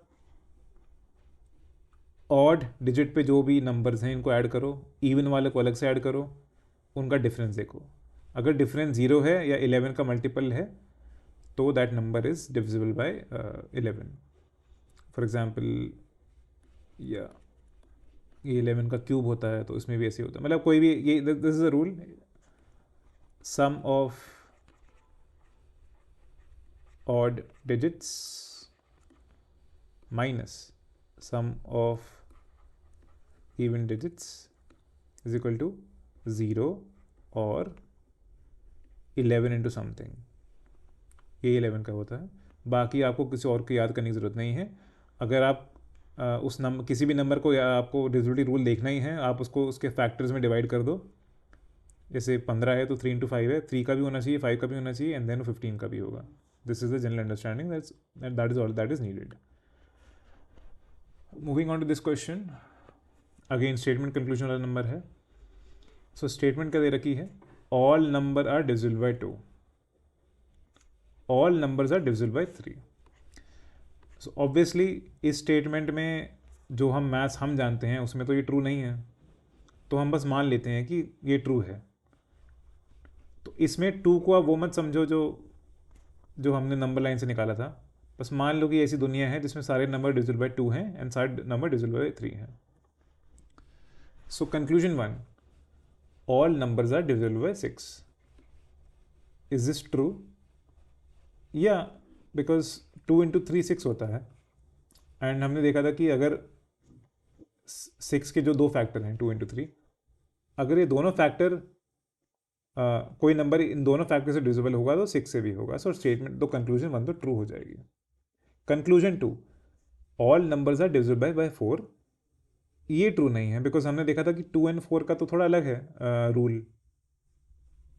यस, अगर कोई number is like let's say is divisible by, if 4 divide some number x, then 2 will also divide that number x, ये ट्रू है। बट हम उल्टी वाली बात नहीं कह सकते, राइट? 6 का एग्जाम्पल ले लो, 2 6 को डिवाइड करता है बट 4 तो 6 को डिवाइड नहीं करता, तो conclusion 2 is not true. Again जो हमने पढ़ा है अब तक उसके हिसाब से काफ़ी बेसिक क्वेश्चन था, सो कंक्लूजन 1 ही आंसर होगा। So answer A is the right answer. Another question, how many 5-digit prime numbers can be obtained by using all the digits 1 2 3 5 without repetition of digits? तो ऐसे क्वेश्चन में सबसे पहले देखो कि all digits use करने हैं। ऐसा नहीं है कि मैं बस 1 2 1 2 से कुछ नंबर ऐसे, like this is not the right answer, because सारे मेरे को यूज़ करने हैं विदाउट रेपिटेशन। सो 5 डिजिट का नंबर होगा एंड किसी ऑर्डर में होगा, बट नाउ अगेन कितने प्राइम नंबर हैं, देखो सिंपल सी बात है, इन पांचों का जो सम होता है 1 + 2 + 3 + 4 + 5 इज इक्वल टू 15। तो आप इसको किसी भी ऑर्डर में लिख दो, फ़र्क नहीं पड़ता है। इनका सम तो 15 ही आएगा कि इसका कुछ भी अरेंजमेंट हो, और 15 है तो 3 से डिविजिबल होता है. So that is what the divisibility rule of 3 is. तो ये नंबर प्राइम नंबर नहीं होगा. So the answer is 0. Basic थोड़ी understanding of rule of 3, divisibility rule of 3 was required है. So this was a question last year. So ये थोड़ा सा मैं बताना चाहता हूँ. ये थोड़ी सी इसको मल्टीपल तरीके हैं सॉल्व करने के. एक तो ऐसा है कि 1 2 3 4 5 6 7 8 9 एंड 8, ये 17 डिजिट का नंबर है. अब इसको एक तरह से आप ऐसे भी सोच सकते हो कि जैसे 2 है, 2 का स्क्वायर क्या होता है 4, 10 का स्क्वायर क्या होता है 100, 25 का स्क्वायर होता है 625, 99 का स्क्वायर क्या होता है. एक मिनट देख लेता हूँ. मैं क्या बताना चाह रहा हूँ कि स्क्वायर में ना डिजिट बढ़ जाते हैं, पर कितने बढ़ते हैं वो हमको देखना है. 9 9 1 8, 9 9 81, 891, 891, 1 ठीक है 18, 9801. तो देखो डिजिट डबल हो जाते हैं, बट डबल से ज़्यादा नहीं होते हैं. तो अगर ये 8 डिजिट का होता, 8 डिजिट का नंबर का स्क्वायर करेंगे तो 16 हो सकता है, बट डबल से ज़्यादा नहीं हो पाएगा कभी भी. राइट, क्योंकि हमने देख लिया सबसे बड़ा नंबर जो है 2 डिजिट का, 2 डिजिट के नंबर्स में सबसे बड़ा नंबर 99 है, उसका हमने स्क्वायर कर दिया तो भी 4 डिजिट ही पहुंचे. तो डबल हो जाता है, डबल से ज़्यादा नहीं होता. तो 8 का 16 हो सकता है, 17 नहीं हो पाएगा. 9 का 18 हो सकता है और 17 भी हो सकता है. राइट, बिकॉज जैसे ये 10 का 100 हुआ, सो 2 के 3 हो गए, डबल से एक कम हुआ. राइट, सो इसका आंसर सिंपली आप ऐसे भी 9 देख सकते हो. बट एक और चीज़ मैं दिखाना चाह रहा था कि ना 11 जो होता है, जो इस तरह के नंबर होते हैं 1 1 1 1 1 1 1, इसकी एक स्पेशल प्रॉपर्टी होती है. 11 का स्क्वायर होता है 1 2 1, 11 नहीं 1 1 1 का स्क्वायर होता है 1 2 3 2 1. राइट, एक बार चेक कर लेता हूँ मैं सही बोल रहा हूँ ना, क्योंकि काफ़ी मैंने बचपन में कभी तो देखा था ये. हाँ, क्योंकि ऐसे होता है ना ये चीज़. तो आखिरी वाला 1 ही रहेगा, इस वाले में 2 आ जाएंगे, इस वाले में 3 आ जाएंगे. ठीक है, तो 1 1 1 4 बार इसका स्क्वायर होगा, सॉरी. तो ये 1 2 3 4 3 2 1, तो ये 1 1 1 अगर 9 बार होगा तो आएगा आंसर ये. तो इतना सॉल्व करने की ज़रूरत नहीं थी, but this just a property I wanted you to know. Actually इसमें n इज इक्वल टू 1 1 1 1 1 1 1 1 9 बार 1, तो answer is B. This was just for your knowledge. बाकी तो ये वाला जो मैंने ऊपर बताया था कि डिजिट डबल हो जाते हैं, डबल ज़्यादा नहीं होते, दैट इज़ इनफ. एक मिनट, वाई इज इसका आंसर डी?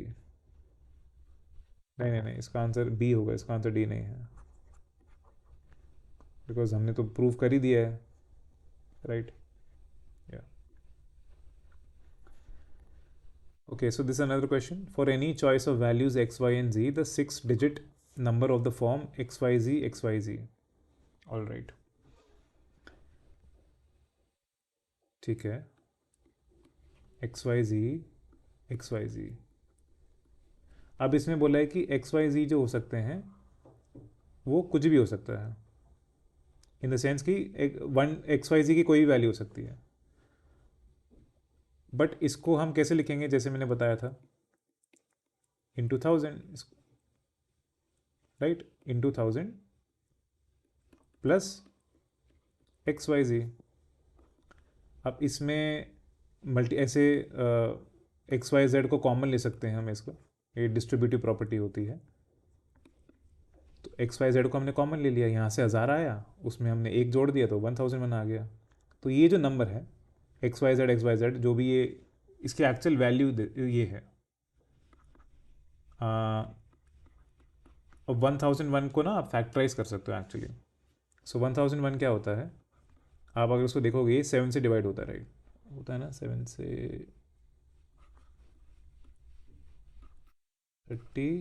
428 to 143.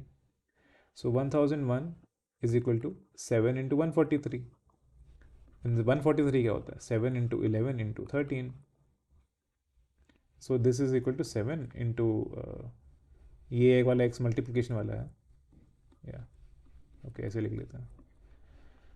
सो ये जो नंबर है ये ऑब्वियसली एक्स वाई जेड को हम इन तीनों नंबर से मल्टीप्लाई कर रहे हैं. तो ये जो नंबर है ये 7 से भी डिविजिबल होगा, 11 से भी होगा, 13 से भी होगा. So the answer is D. One more question, let's say. I think this is the last or second last question for this class. R and S are different integers, both divisible by 5. Then which of the following is not necessarily true? Okay, ठीक है. R और S कुछ 5 के multiples हैं, यही बोला गया, both divisible by 5. R minus S is divisible by 5, ये तो ट्रू है, ऑब्वियसली बात है. R square and S square is divisible by 5, ये भी ट्रू है भाई. ये खुद 5 का मल्टीपल है, उसमें एक और ने 4 5 के मल्टीपल को डिवाइड कर दिया, तो ये भी ट्रू होगा ही. R plus s is divisible by 10, ऐसे सोच लो. 10 प्लस 5 15 होता है, तो ये तो ट्रू नहीं होगा. ऑलराइट, तो ये वाला जो क्वेश्चन है इसमें ना थोड़ा फैक्टराइजेशन का कॉन्सेप्ट आएगा, वो नेक्स्ट हम वही कवर करने वाले हैं. But for the time being you can just see कि सेकेंड वाला true is not necessarily true. In fact अगर दो नंबर हैं, अगर r is equal to 5 into k, s is equal to 5 into some number l, इन दोनों को multiply करोगे इस 25k इंटू एल, सो ये तो 25 से डिविजिबल होगा. सो सी भी हमेशा ट्रू है, तो answer is B. Okay, probably last question. A digit n greater than 3 is divisible by 3 but not divisible by 6. Which one of the following is divisible by 4? So इसमें ना ये एक गड़बड़ है, बस लोग गड़बड़ कर सकते हैं. डिजिट बोला है, नंबर नहीं बोला है. सो डिजिट तो यही हो गए, n ग्रेटर देन 3 बोलता है, तो डिजिट्स क्या बच गए? 4 5 6 7 8 9. It is divisible by 3 but not divisible by 6. तो ये तो नहीं होगा, तो 9 ही हो सकता है इन 5 नंबरों में से, क्योंकि डिजिट बोला है, तो n इज इक्वल टू 9. अब तो आसान हो गया. Which one of the following is divisible by 4? 2 into 9 18 नहीं, 18 तो नहीं होगा. 27 नहीं होगा. 2 into n plus 4, 2 into n plus 4 कितना होगा? 22, ये भी नहीं होगा. 3 इंटू n प्लस 1 कितना होगा? 28, right, because n is 9. So यही आंसर है इसका. Okay, so for this lecture we'll just conclude here. Now see देखो, मैं आपसे मेरी what I require you to do is, I will post the assignments. आप असाइनमेंट्स करिए. आपके पास जो भी डाउट्स हैं, जो भी क्वेश्चंस हैं, any concept which you felt कि मैं जल्दी चला गया, मैं और डिटेल में कवर कर सकता था, any feedback that you have about pacing, anything. See, I know this subject very well, but it's not like मेरा बहुत ज़्यादा एजुकेशन का एक्सपीरियंस नहीं है. But I am here to teach you these things, so you have to make use of that. आप जितना मेरे को फीडबैक देंगे उतना ये लेक्चर की पेसिंग, एक्सप्लेनेशन, जो भी whatever is there that can be refined. So give me feedback, and yeah, after 2 days, on Friday you will get the next lecture, number system 2, and उसके assignments सब मिलेंगे. And on Sunday you will get the video for जो भी solutions हैं इस week के assignments के, and जो भी whatever doubts that are raised comments में Telegram channel पे, उनको मैं वहाँ पे address करूँगा. जो नहीं address हो पाए उसको solutions video में वापस से address करूँगा. So thank you so much for watching. Yeah, just make sure you bring on all the questions that you have.